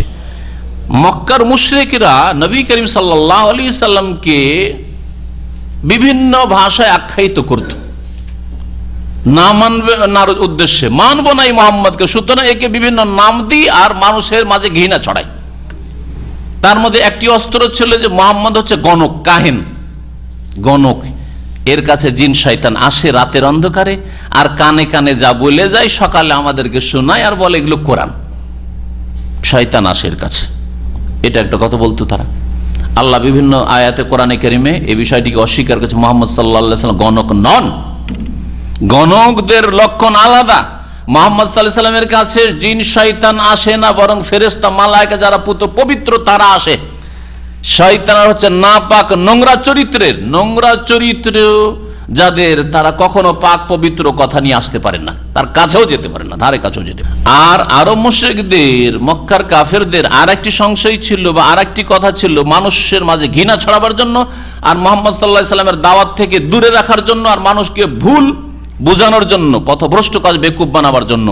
সেটা হচ্ছে মুহাম্মদ কবি, কাব্য রচনা করে, মুহাম্মদ কাব্য রচনা করে আর কাব্য রচনা করে শোনায়। তারও জবাব আল্লাহ পাক দিয়েছেন। এই সামনে যে কয়েকটি আয়াত রয়েছে, এই আরব মুশরিকের দুটি সংশয় অথবা দুইটি এমন কথা যা জানা সত্ত্বেও হককে জানতো যে মুহাম্মদ রাসূল সাল্লাল্লাহু আলাইহি সাল্লাম, কোরআন আল্লাহর পক্ষ থেকে ওহী, এইসব জানার পরেও, অনেক নিদর্শন মুজিজা দেখার পরেও এরা মানুষকে ভাঙাতো, মানুষকে বিভ্রান্ত করার চেষ্টা করত জেনে শুনে। কারণ মুহাম্মদ সাল্লাল্লাহু আলাইহি সাল্লামের যদি দাওয়াত কবুল করে নাই, তাহলে আমাদের আধিপত্য চলে যাবে, আমাদের নেতৃত্ব চলে যাবে, আমাদের প্রভাব আর চলবে না। আর শয়তান বিভিন্ন রাস্তা দিয়ে মানুষের মধ্যে ঢুকে, বিভিন্ন রাস্তা দিয়ে ঢুকে, আর শয়তান ঢুকে গুমরা করে যে মোহাম্মদকে মানবি, ও তো ইয়াতিম, তোরা নেতা, তোরা বয়োজ্যেষ্ঠ, ইয়ে হচ্ছে তোদের সামনে এ তো মানুষ হইল, আর এর কথা শুনবি। বিভিন্ন রকম ভাবে শয়তান গুমরা করে থাকে। আল্লাহ পাক রব্বুল আলামিন ইরশাদ করেছেন কাফেরদের খণ্ডনে, যে কাফেররা বলতো যে মুহাম্মদ হচ্ছে গণক, আর এর কাছে শয়তান আকাশের উপর থেকে শুনে নিয়ে আসে আর শোনায় এই গণকের কথাগুলি। ভবিষ্যৎবাণী নবী রাসূলের ঘটনা যে বর্ণনা করেছে এটা ওহী নয়, বলতে এটা যে গণক বিদ্যা, জ্যোতিষীদের বিদ্যা তার কাছে আছে, এই জন্য এইসব কথা বলতে পারছে। আল্লাহ পাক তার খণ্ডন করে ইরশাদ করেছেন, ওমা তানাজ্জালাত বিহি শায়াতিন, এই কোরআনে কারীম নিয়ে শয়তানরা কখনো অবতীর্ণ হতে পারে না। শয়তানরা, জিন শয়তানরা কখনোই কোরআন নিয়ে অবতীর্ণ হয়নি আর হতে পারে না। ওমা ইয়ামবাগি লাহুম ওমা ইয়াস্তাতিউন, আর কোরআনে কারীম নিয়ে আসা তাদের উপযোগী নয়, কোরআনে কারীমের উপযুক্ত এরা নয়। ওমা ইয়ামবাগি লাহুম, কোরআনে কারীমের উপযুক্ত এরা নয়। কোরআনে কারীমের উপযুক্ত কেন নয় আল্লাহ পাক বললেন? কোরআনে কারীমে পাক পবিত্রতা শেখানো হয়েছে, তাহারাত অন্তরের পবিত্রতা শেখানো হয়েছে, শিরক কুফরি থেকে, নেফাক থেকে, কপটতা থেকে, আর কুপ্রবৃত্তির অনুসরণ থেকে, পাপাচার থেকে অন্তরকে পাক পবিত্র করো। শরীরের পবিত্রতা শেখানো হয়েছে, কথা জবানের পবিত্রতা শেখানো হয়েছে, হ্যাঁ, অঙ্গ প্রত্যঙ্গের পবিত্রতা শেখানো হয়েছে, উত্তম আদর্শ শেখানো হয়েছে। আর শয়তানদের অন্তরও নাপাক, আর তাদের কথাও নাপাক। এরা মিথ্যা কথা বলে, এরা সব সময় নোংরামিতে ডুবে থাকে এবং মানুষকে নোংরামের দিকে, অশ্লীলতার দিকে নিয়ে যায়। তাহলে পরস্পর বিরোধী বিষয়। কোরআন পাক পবিত্র জিনিসের সাথে তারা আসতেই পারে না, ওর কাছেই আসতে পারে না। ওমায়ামবাগী লাহুম, এই শয়তানরা কোরআনে কারীম বহন করার উপযোগী নয়, যে কোরআন নিয়ে মুহাম্মদের কাছে আসবে সাল্লাল্লাহু আলাইহি ওয়াসাল্লাম। ওমা ইস্তাতিউন, আর এটা করার সামর্থ্য এরা রাখে না। শয়তানের মধ্যে এই ক্ষমতাও নেই যে কোরআন নিয়ে আসবে, সুতরাং মুহাম্মদ সাল্লাল্লাহু আলাইহি ওয়াসাল্লামের কাছে শয়তান নিয়ে আসে না। তারপরে 3 নম্বরে আল্লাহ বলছেন ইন্নাহুম আনিস সামঈ লামাযুল, কি করে শয়তান কোরআন হাসিল করতে পারে? কারণ এই শয়তানদেরকে কোরআন শোনা থেকে বিতাড়িত করা হয়েছে। মাজুলুন, লামাযুলুন মানে তাদেরকে দূরে রাখা হয়েছে, দূরে সরিয়ে দেওয়া হয়েছে। কিভাবে? সূরা জিনের তাফসীরের জন্য বিস্তারিত পড়ে নিতে পারেন। সূরা জিনে আল্লাহ পাক রব্বুল আলামিন বলেছেন যে নবী করিম সাল্লাল্লাহু আলাইহি সাল্লামের নবী রাসূল হওয়ার পূর্বে, কোরআন নাযিল হওয়ার পূর্বে জিন শয়তানরা ঊর্ধ্ব গগনে যেত, আকাশের দিকে যেত, আর খুব উপরে চলে যেত, কান লাগিয়ে বসে থাকতো, আসমানে কোন ফয়সালা হচ্ছে শোনার চেষ্টা করতো। আর অধিকাংশ ক্ষেত্রে মানে ফ্যাসিলিটি ছিল, সুযোগ সুবিধা ছিল, শুনতো। আর শোনার পরে নিয়ে এসে গণকদের কানে কুটুর কুটুর করে জানিয়ে দিত, আর গণকরা তখন তাদের বাজার গরম করতো যে হ্যাঁ এই হতে যাচ্ছে, এই হবে, সেই হবে, এই হবে, সেই। এই জন্য প্রাচীন যুগ থেকেই গণকদের একটা দাপট চলে আসছে মানব জাতির উপর, বিশেষ করে কাফেরদের উপর, মুশরিকদের উপর। কাফেরদের বড় বড় নেতারা এখনো গণকদের কাছে যায় যে আমাদের কি হবে। কেউ হাত দেখাতে যায়, কেউ ভাগ্য নির্ণয়ের জন্য, বিভিন্ন তরিকায় তারা নিজের ভবিষ্যৎ জানার জন্য যায় ওদের কাছে। কোরআন যখন নাযিল হওয়া শুরু হলো তখন এমন কঠোর পাহারা লাগিয়ে দেওয়া হলো আকাশ পথে যে হঠাৎ করে জিন শয়তানরা উপরে যেতে পারে না। আর যেমনই উপরে যাওয়ার চেষ্টা করে তেমনি আকাশ থেকে উল্কাপিণ্ড দিয়ে এমন ভাবে আঘাত করা হয় যে তাতে জ্বলে খাক হয়ে যায়, তারা শেষ হয়ে যায়, যেতে পারেন না। অসংখ্য শয়তান এভাবে জ্বলে ধ্বংস হয়ে যায়। খোঁজাখুঁজি শুরু করলো, নিশ্চয় কোন একটা কারণ হয়েছে। খুঁজতে খুঁজতে নবী করিম সাল্লাল্লাহু আলাইহি ওয়াসাল্লাম তাইফে এসেছিলেন ইসলামের দাওয়াত দেওয়ার জন্য। আর রাস্তায় গিয়ে নামাজ পড়ছিলেন ওয়াদিয়ে নাখলা নামক উপত্যকায়। আর ওখানে গিয়ে তারা শুনতে পেল যে কোরআন তেলাওয়াত ফজরের নামাজে মুহাম্মদ সাল্লাল্লাহু আলাইহি ওয়াসাল্লাম করছে। এই কারণে উপরে যেতে পারছি না। কোরআনে কারীম নাযিল হওয়ার জামানায় আকাশ পথকে পাহাড় আল্লাহ পাকের পক্ষ থেকে ফেরেশতাদের পাহারা দিয়ে আর উল্কাপিণ্ড দিয়ে জিনদের উপরে আঘাত করে তাদেরকে বিতাড়িত করা হয়েছে। কেন? যাতে করে কোরআন নাজিল মুহাম্মদ সাল্লাল্লাহু আলাইহি ওয়াসাল্লামের উপর হওয়ার আগেই কোনো একটা কথা ছোঁ মেরে নিয়ে শুনে গণকদেরকে জানিয়ে না দেয়। গণকদেরকে যদি আগেই জানিয়ে দিত দ্রুত এসে জিবরাইল আলাইহিস সালাম ওহী নিয়ে আসেন, ওইদিকে কথা হচ্ছে যে হ্যাঁ অমুক বিষয়টা নাযিল হয়েছে, ওই কথাটা শুনে নিয়ে এসে গণককে যদি জানিয়ে দেয় তো গণক আগে পাঠ করে শোনাবে। গণক যদি আগেই পাঠ করে শোনায় তখন লোকেরা কি ভাববে যে আরে মুহাম্মদ সাল্লাল্লাহু আলাইহি ওয়াসাল্লাম তো গণক ওই কথা শোনাচ্ছে মুহাম্মদ, তাহলে মুহাম্মদ তো গণক আসলে হয়ে যেত না এরকম। আর কোরআনের পবিত্রতা থাকতো না, কোরআনের সুরক্ষা হেফাজত থাকতো না, কোরআন চলে যেত গণকদের কাছে। এই জন্য আল্লাহ পাক রব্বুল আকাশ পথকে একেবারে পাহারা দিয়ে সুরক্ষিত করে দিলেন, কোন জিন শয়তান যেতে পারে না। আল্লাহ পাক কথা এখানে বলেছেন ইন্নাহুম আনিস সামঈ লামাযুলুন, এই শয়তানেরা এই কোরআন শোনা থেকে বিতাড়িত হয়েছে বা এদেরকে দূরে সরিয়ে দেওয়া হয়েছে। ফালা তাদউ মা আল্লাহ ইলাহান আখারা ফাতাকুনা মিনাল মুআযযাবিন। নবী মুহাম্মদ সাল্লাল্লাহু আলাইহি সাল্লামকে আল্লাহ পাক তাওহীদের শিক্ষা দিচ্ছেন, শিরক থেকে সতর্ক করছেন। হে নবী, সুতরাং তুমি আল্লাহর সাথে অন্য এলা উপাস্যকে ডেকো না, আল্লাহ ছাড়া আর কাউকে ডেকো না। না হরে রাম হরে কৃষ্ণ করবে, না ইয়া হোবাল ইয়া লাত ইয়া উজ্জা করবে, আর না ইয়া গৌসুল আজম ইয়া গরিব নওয়াজ করবে। সব একই কথা। 1400 বছর আগের আরব মুশরিকদের হোবাল আর উজ্জা মানাতকে ডাকা, আর রামকৃষ্ণকে ডাকা, আর গৌস বলে জিলানিকে ডাকা, আর গরিব নওয়াজ বলে চিশতিকে ডাকা, কোনো বাবাকে ফকির দরবেশকে ডাকা, একই ভাষা আল্লাহ পাক কঠোরভাবে নিষেধ করছেন। এমনকি নবী করিম সাল্লাল্লাহু আলাইহি ওয়াসাল্লামকে সতর্ক করছেন যাতে অন্যরা আরো বেশি সতর্ক হয়। ফালা তাদউ মা আল্লাহ ইলাহান আখার, আল্লাহর সাথে অন্যকে ডেকো না। ফাতাকুনা মিনাল মুআজ্জাবিন, আর না হইলে তুমি আযাব প্রাপ্তদের অন্তর্ভুক্ত হবে। যাদের ওপর আযাব আসে, আযাবের শাস্তির উপযোগী যারা, উপযুক্ত যারা, শাস্তি পাওয়ার যোগ্য যারা, তাদের দলে তুমি শামিল হয়ে যাবে। তার নবীকে আল্লাহ পাক ছেড়ে দেননি সতর্ক করতে। তুমিও যদি আল্লাহ ছাড়া অন্যকে ডাকো, তুমিও যদি আল্লাহ ছাড়া অন্যকে সেজদা করো, দোয়া বলে সমস্ত রকমের শিরক থেকে সতর্ক করা হয়েছে। দোয়া আল্লাহর হক, আল্লাহ ছাড়া অন্যকে ডাক আহ্বান করা শিরক। ওই রকমই জবাই করবেন আল্লাহর নাম বিসমিল্লাহ দিয়ে, আল্লাহর সন্তুষ্টির, আল্লাহর নৈকট্যের জন্য।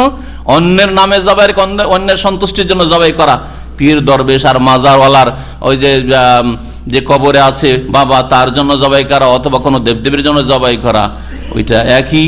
এইরকমই রুকু সেজদা, কোরআনে কারীমের ভাষায় বহু আয়াতে দোয়া বলে সমস্ত গায়রুল্লাহর ইবাদতকে অস্বীকার। আল্লাহ ছাড়া অন্যকে ডেকো না, মানে আল্লাহ ছাড়া অন্যকে ডেকো না, অন্যের কাছে দোয়াও করিও না, অন্যের জন্য জবাই করিও না, অন্যের জন্য মান্যত করিও না, অন্যের সামনে রুকুও করিও না, অন্যের সামনে সেজদাও করিও না, অন্যকে আল্লাহর হক দিও না।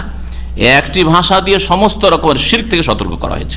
আল্লাহ ছাড়া অন্য উপাস্যকে ডেকো না হে মুহাম্মদ সাল্লাল্লাহু আলাইহি সাল্লাম। তুমি যদি ডাকো আল্লাহ ছাড়া অন্য কাউকে, তাহলে তুমি আযাব প্রাপ্তদের অন্তর্ভুক্ত হবে।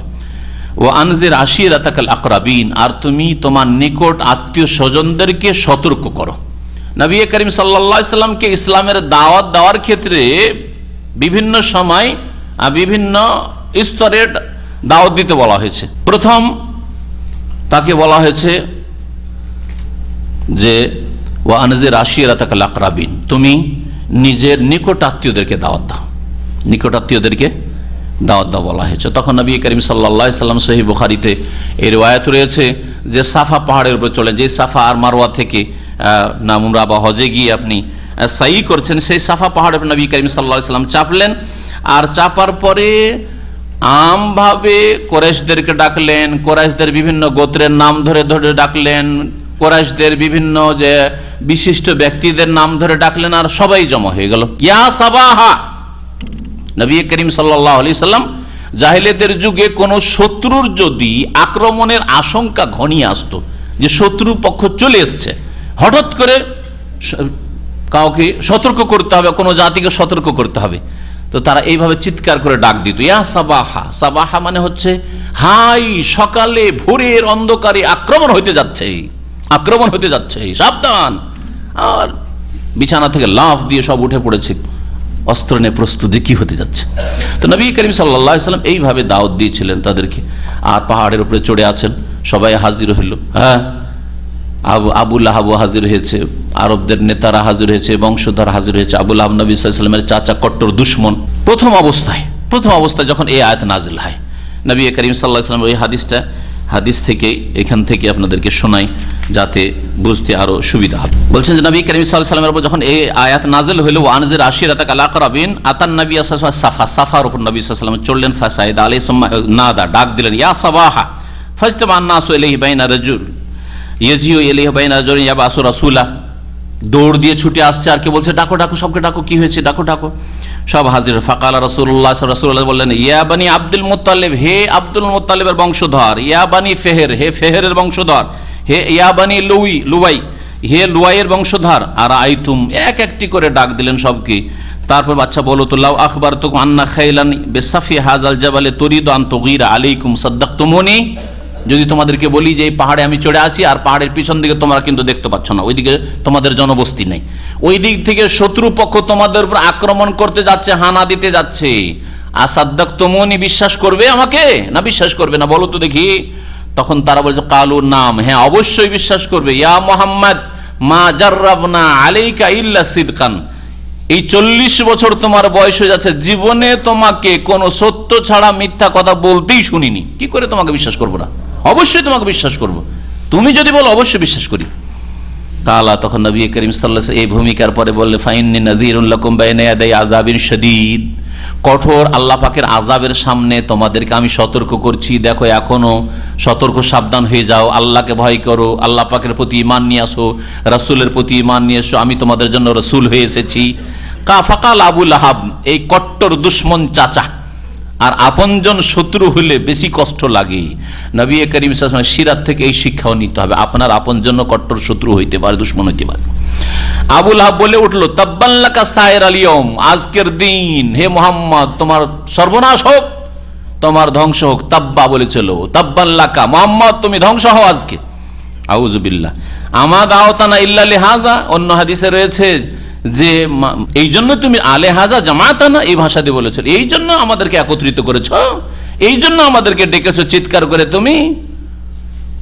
সেই সময় আল্লাহ পাক রব্বুল আলামিন সূরা এই আবি লাহাব নাযিল করলেন। সূরা লাহাব, ওয়ানজা তাব্বাত ইয়াদা আবি লাহাব, মুহাম্মদ ধ্বংস হবে না, আবু লাহাব শোনো, আবু লাহাবের 2 হাত ধ্বংস হোক, ওয়াতাবার সেও নিজে ধ্বংস হোক, তার বিবিও ধ্বংস হোক, সব ধ্বংস হোক। আল্লাহ পাক বলেছেন কিয়ামত পর্যন্ত এই আবু লাহাবের ধ্বংসের আয়াত আর সূরা পাঠ হইতেই আছে, আর কত অসংখ্য মানুষ যে পাঠ করছে, তাই না? জি। তো নবী করিম সাল্লাল্লাহু আলাইহি ওয়াসাল্লাম যারা শত্রুতা করবে তাদের দশা এরকমই হবে। বুখারী, মুসলিম, তিরমিজি, নাসাঈতে হাদিসটি রয়েছে। নবী করিম সাল্লাল্লাহু আলাইহি ওয়াসাল্লামের উপর যখন এই আয়াত নাযিল হয় তখন ফাতেমাকে ডেকে, ইয়া ফাতেমা বিনতে মুহাম্মদ, হে মুহাম্মদের মেয়ে ফাতেমা। ইয়া সাফিয়া ইবনাত আব্দুল মুত্তালিব, হে আব্দুল মুত্তালিবের বেটি সাফিয়া, অর্থাৎ নবী সাল্লাল্লাহু আলাইহি ওয়াসাল্লামের ফুফুকে ডেকেছিলেন। ইয়া বানি আব্দুল মুত্তালিব, হে আব্দুল মুত্তালিবের বংশধর, তোমাদের ডাকছে, লা আমলিকু লাকুম মিনাল্লাহি শাইআ, আল্লাহর আযাব থেকে তোমাদেরকে কোনো মতে আমি রক্ষা করতে পারবো না। সালুনি মিন মালি মা শিতুম, তোমরা যদি আমার ধন সম্পদ থেকে কিছু চাও তো চাইতে পারো, তোমাদেরকে দিতে পারবো, কিন্তু আল্লাহর আযাব থেকে তোমাদেরকে রক্ষা করতে পারবো না যদি তোমরা ঈমান না নিয়ে আসো, সৎকর্মশীল না হও। আল্লাহ পাক রব্বুল আলামিন ইরশাদ করেছেন, হে নবী মুহাম্মদ সাল্লাল্লাহু আলাইহি ওয়াসাল্লাম, তুমি তোমার নিকট আত্মীয় স্বজনদেরকে সতর্ক করো। ওয়াখফিজ জানাহাকা লিমান ইত্তাবাকা মিনাল মুমিনিন। এখানে সংক্ষেপ করে দিলাম, কিন্তু সংক্ষেপ করা অনেক সময় অসম্পূর্ণ রাখবে তাফসীরকে, এজন্য একটু ইঙ্গিত করছি। নবী সাল্লাল্লাহু আলাইহি ওয়াসাল্লামকে প্রথম স্তরে এটাই নির্দেশ দেওয়া হয়েছিল যে নিজের নিকট আত্মীয় স্বজনদেরকে তুমি দাওয়াত পৌঁছাও, আর তারপরে বলা হলো লিতুনজিরা উম্মাল কুরা মান হাওলাহা, এক আয়াতে, যাতে করে তুমি সতর্ক করো উম্মুল কুরা মক্কার লোকদেরকে আর আশেপাশের লোককে। তখন তাইফে গেলেন, আশেপাশে দাওয়াত দেওয়া শুরু করলেন, আশেপাশের লোক যেইভাবে পারেন পৌঁছাতে শুরু করলেন, বিশেষ করে হজের মৌসুমে মেনায় গিয়ে, মুজদালিফায়, আরাফায় গিয়ে তাদের সাথে দেখা সাক্ষাৎ করা, আর কে আছে মাইয়াহমেল আন্নি, কি আমার পক্ষ থেকে দাওয়াতটি নিয়ে যাবে, নিজের বংশ ধরে পৌঁছে দেবে, এইভাবে তিনি দাওয়াত দেওয়া শুরু করলেন হজের মৌসুমগুলিতে গিয়ে। মেলাগুলিতে তাদের ওকাজের মেলা আর বিভিন্ন যে মেলাগুলি, সেই মেলাগুলিতে নবী করিম সাল্লাল্লাহু আলাইহি ওয়াসাল্লাম যেতে লাগলেন, আর সেই মেলাতে গিয়ে তাদের দাওয়াত দেওয়া শুরু, কারণ বিভিন্ন এলাকা থেকে লোকজন সেখানে সমবেত হইত, এভাবে দাওয়াত দেওয়া শুরু করলেন।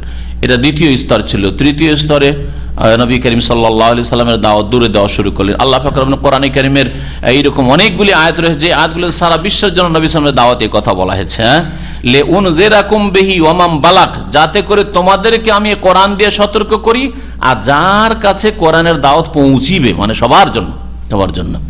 ইয়া আইয়ুহান নাস ইন্নী রাসূলুল্লাহি ইলাইকুম জামিআ, আমি তোমাদের সকলের জন্য রাসূল হয়ে এসেছি। এরকম অনেকগুলি আয়াত রয়েছে কোরআনে কারীমের বিভিন্ন জায়গায়। যেমন আল্লাহ পাক রব্বুল আলামিন আরো ইরশাদ করেছেন যে ওয়ামান ইয়াকফুর বিহি মিনাল আহজাবি ফান্নারু মাউইদুহু, যেই ব্যক্তি যে কোনো সম্প্রদায়ের, মিনাল আহজাব, যে কোনো দলের, যে কোনো জাতির কেউ যদি এই কোরআনকে অস্বীকার করে, কোরআনকে অস্বীকার করে, আফ্রিকান হোক, ইউরোপিয়ান হোক, আর আপনার চাইনিজ হোক, যে কোনো শাকল সুরাত আর এশিয়ান হোক, যেখানকারই হোক না কেন, আর যে কোনো রং বর্ণের হোক না কেন, ভাষাভাষী হোক না কেন, ওয়ামান ইয়াকফুর বিহি মিনাল আহজাব, যে কোনো দলের কেউ যদি এই কোরআনকে অস্বীকার করে, ফান্নারু মাউইদুহু, তাহলে জাহান্নাম হচ্ছে তার সাথে প্রতিশ্রুতি, তার সাথে ওয়াদা, জাহান্নামের ওয়াদা থাকলো তার সাথে। আল্লাহ পাক জাহান্নাম ছাড়া আর কিছু দেবেন না। যারা কোরআনকে অস্বীকার করবে, কোরআন নিয়ে এসেছেন যেই রাসূল, সেই রাসূলকে অস্বীকার করবে, কোরআন যিনি নাজিল করেছেন তাকে, আল্লাহ পাকের ওয়াহদানিয়তকে অস্বীকার করবে, তাদের জন্য জাহান্নামের ওয়াদা রয়েছে। সহিহ মুসলিমের হাদিসটা ওইখানে শুনিয়ে নবী করিম সাল্লাল্লাহু আলাইহি ওয়াসাল্লাম বলেছেন, ওয়াল্লাযী নাফসি বিয়াদি, সে আল্লাহর শপথ করে বলে যার হাতে আমার প্রাণ রয়েছে, লা ইয়াসমাউ বি আহাদুম মিন হাযিহিল উম্মতি ইয়াহুদিয়ুন আও নাসরানী, আমার সম্পর্কে এই উম্মতের, মানে এই জাতির যেই কেউ যদি শুনে, সে ইহুদি হোক অথবা নাসরানি খ্রিস্টান হোক, সুম্মা লা ইউমিনু বিহি, শোনার পরে যদি ঈমান না নিয়ে আসে, বিশ্বাস না করে যে মুহাম্মদকে মানব না, ও আরবদের রাসূল, আমাদের না, ইউরোপিয়ানদের নয়, রোমানদের নয়, পার্সিয়ানদের নয়, এই বলে কেউ যদি অস্বীকার করে, তাহলে কি হবে? ইল্লা দাখালান নার, সে কোথায় যাবে? জাহান্নামে যাবে। নবী করিম সাল্লাল্লাহু আলাইহি ওয়াসাল্লাম, সহিহ মুসলিমের হাদিস। আল্লাহ পাক রব্বুল আলামিন তারপরে নবী সাল্লাল্লাহু আলাইহি ওয়াসাল্লামকে আরেকটি উপদেশ দিচ্ছেন, সেটা হচ্ছে চরিত্রের ক্ষেত্রে। ওয়াকফে জানাহাকা লিমান ইত্তাবাকা মিনাল মুমিনিন, হে নবী মুহাম্মদ সাল্লাল্লাহু আলাইহি ওয়াসাল্লাম, তুমি তোমার অনুকম্পার ডানা বা দয়ার ডানাকে প্রসারিত করো। খাফাজা মানে ঝুঁকিয়ে দেওয়া, ডানা ঝুঁকানো বলা হয়েছে, এটা হচ্ছে ভাষার অলংকার। কারণ পাখি নিজের বাচ্চাকে আদর করলে বা বাচ্চার হেফাজত করলে কি করে? হ্যাঁ, ডানা মেলে দেয়, ডানা মেলে নিজের বুকের তলায় বা ডানার তলায় নিয়ে নেয়, যাতে করে কোনো শত্রুর আশঙ্কা না থাকে, তাই না? বা শত্রু থেকে হেফাজত করতে পারে। তো আল্লাহ পাক রব্বুল আলামিন ওই রকমই নবী করিম সাল্লাল্লাহু আলাইহি ওয়াসাল্লাম বলছে তোমার ডানাকে ঝুঁকিয়ে দাও। তো মানুষের কি ডানা আছে ডানা ঝুঁকাবেন? এই জন্য বললাম যে হে নবী মুহাম্মদ সাল্লাল্লাহু আলাইহি ওয়াসাল্লাম, তোমার বাহু তুমি প্রসারিত করো। কিসের বাহু? দয়ার বাহু বা অনুকম্পার বাহু তোমার প্রসারিত করো। কার জন্য? লিমানিত্তাবাকা মিনাল মুমিনিন, তোমার অনুসারী মুমিনদের উদ্দেশ্যে। তাহলে যারা ইমানদার হবে, মুমিন হবে, মুসলিম হবে, তাদের সাথে বিশেষভাবে সদাচরণ করতে হবে, নম্রভাষী হইতে হবে। যে কোনো মানুষের সাথে নম্রভাষী হইতে হবে, কারণ আপনাকে তাদের অন্তরে প্রবেশ করতে হবে, অন্তরে তাদের আল্লাহ পাকের বিধান নামাবার চেষ্টা করতে হবে। এতে কোনো সন্দেহ না যে কোনো মানুষের সাথে আল্লাহ পাক ভালো ব্যবহার করতে বলেছেন, কিন্তু বিশেষভাবে আল্লাহ পাকের নির্দেশ যে তোমার অনুসারী যারা মুমিন তাদের সাথে তুমি নম্র আচরণ করো, তোমার দয়ার বাহু প্রসারিত করে দাও। ফাইন আসাউকা, আর মানুষরা যদি তোমার নাফরমানি করে, ফাকুল, তাহলে তাদেরকে জানিয়ে দাও। যদি মানতে না চায় জানিয়ে দাও, ইন্নী বারিউ মিম্মা তা'মালুন, তোমরা যা কিছু করছো তা থেকে আমি সম্পর্কহীন। তোমাদের পাপের সাথে, অন্যায়ের সাথে, কুফরির সাথে আমি সম্পর্ক রাখি না। সম্পর্ক ছেদ করতে হবে কুফরি থেকে এবং কাফের থেকে। ওয়া তাওয়াক্কাল আলাল আজিজির রহিম, এবং যিনি মহাপরাক্রান্ত বড় দয়াবান তার উপর আস্থা করো, নির্ভরশীল হও। আল্লাযী ইয়ারাকা হিনা তাকুম, যে আল্লাহ পাক রব্বুল আলামিন তোমাকে দেখছেন যখন তুমি দণ্ডায়মান হও, তার উপর আস্থা ভরসা করো। আল্লাহ পাক যেন নবীকে এখানে উপদেশ দিচ্ছেন যে তুমি তোমার অনুসারীদের সাথে সদ্ব্যবহার করো, তারপরে তুমি কি করো? আল্লাহর উপরে ভরসা করো। আল্লাহ হেফাজতকারী, আল্লাহ পাক রব্বুল আলামিন সবকিছুর মালিক, ফলাফলের মালিক। যে আল্লাহ পাক তোমাকে দেখছেন যখন তুমি দণ্ডায়মান হও। কোথা থেকে দণ্ডায়মান হও? একটা তাফসীর হচ্ছে যখন দাঁড়াও, যখনই দাঁড়িয়ে থাকো আল্লাহ পাক দেখছেন। বিছানা থেকে দাঁড়াও, আর তোমার বসে থাকা থেকে দাঁড়াও, শুয়ে থাকা থেকে দাঁড়াও, যে অবস্থায় দাঁড়াও। আর কেউ কে বলেছেন হিনা তাকুম, হিনা তাকুম মানে যখন তুমি তাকুমুল সালাতে, নামাজে দণ্ডায়মান হও। এটাও কেউ কেউ তাফসীর করেছেন, খাস তাফসীর হয়ে গেল, কিন্তু খাস করার কোনো প্রয়োজন করেন।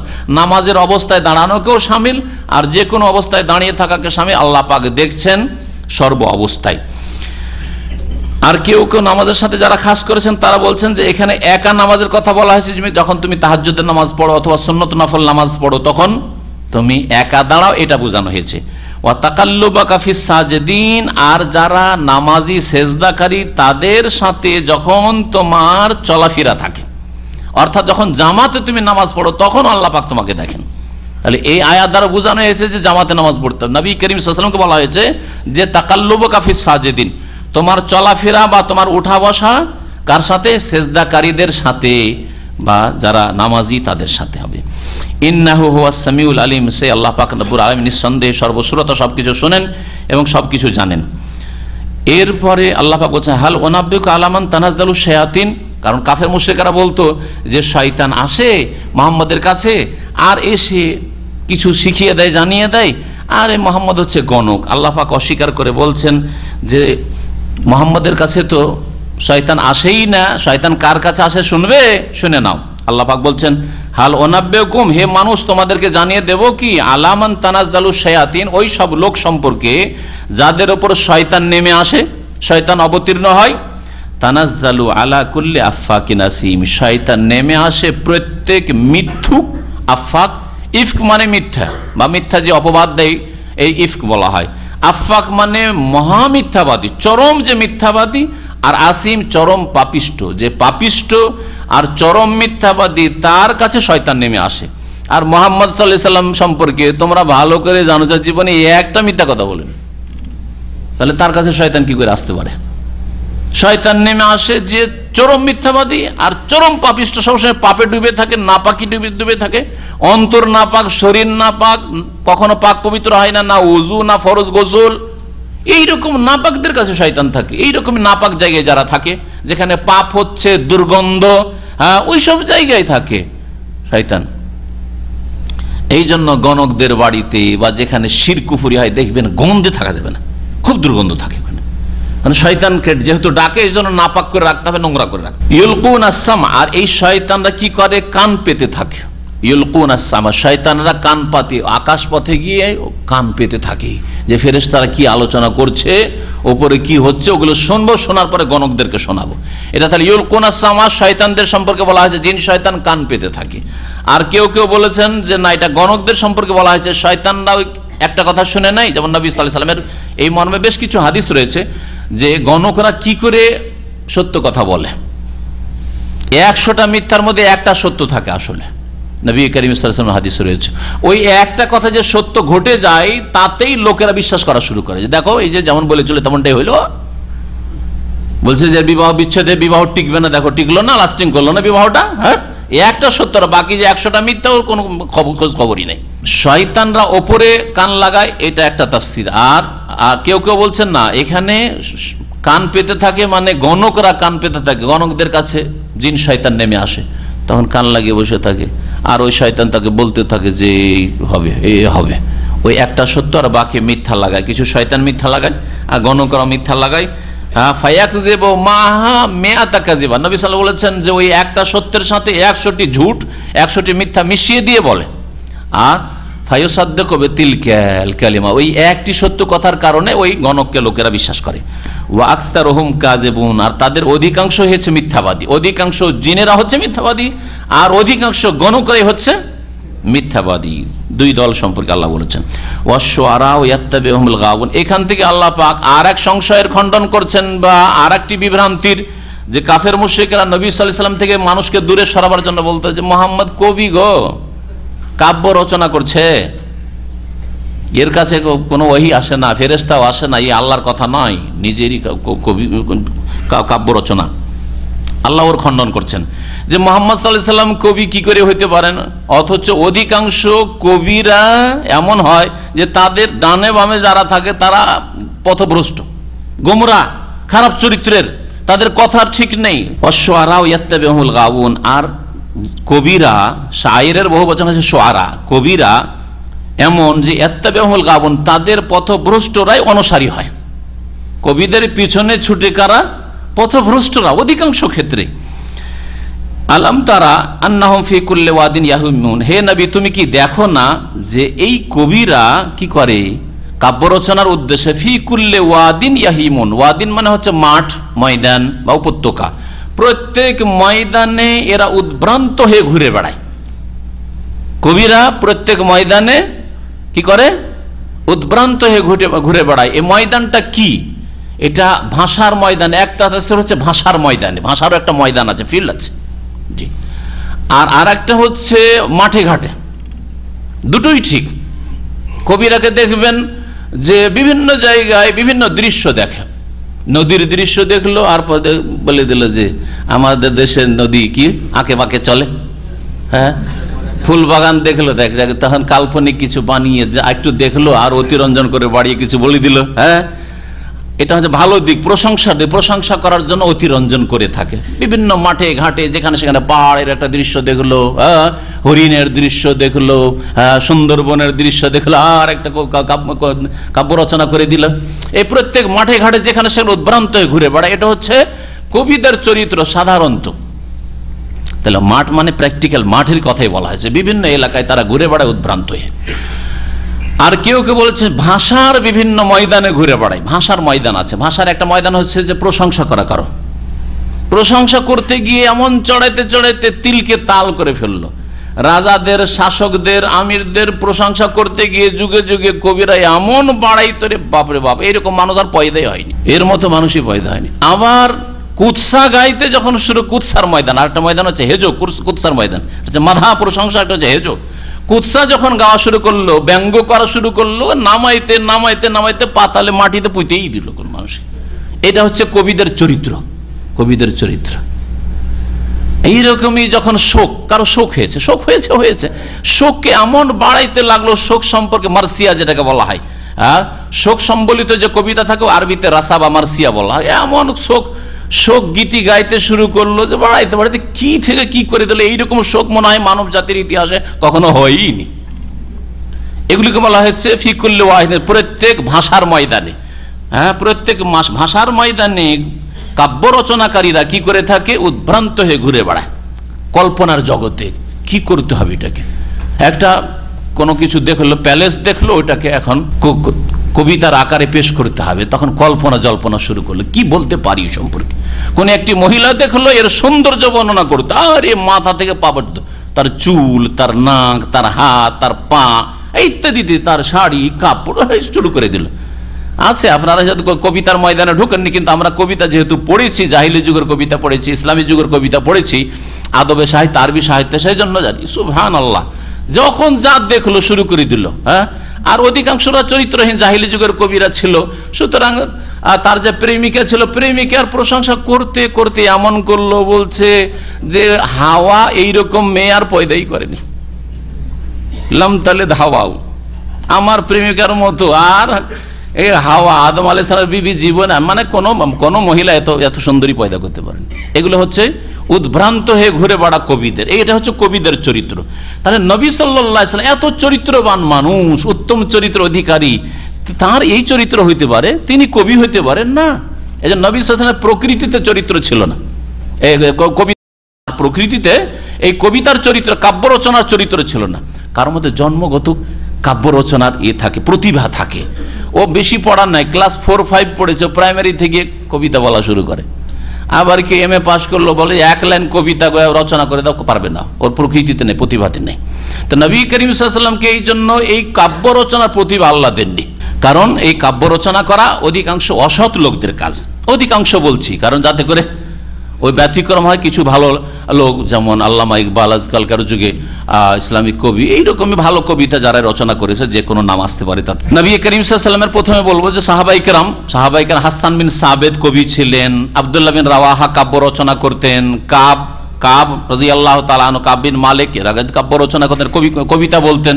নবী করিম সাল্লাল্লাহু আলাইহি ওয়াসাল্লাম হাসান বিন সাবেতের জন্য মেম্বার, মসজিদ নববীর মেম্বার বিছিয়ে দিতেন, আর মেম্বারে বসিয়ে দিয়ে বলতেন তুমি কবিতা বলা, ইসলামের প্রশংসা, ইসলামের গুণগানে, আর কোরআনের জন্য, আল্লাহর তাওহীদের ক্ষেত্রে ইত্যাদি। আর কাফেররা যারা নবী সাল্লাল্লাহু আলাইহি ওয়াসাল্লামের কুৎসা গায়, ব্যঙ্গ করে, নবী সাল্লাল্লাহু আলাইহি ওয়াসাল্লামের সাহাবিয়াদের ব্যঙ্গ করে, কুৎসা গায়, তাদের জবাব দেওয়ার জন্য।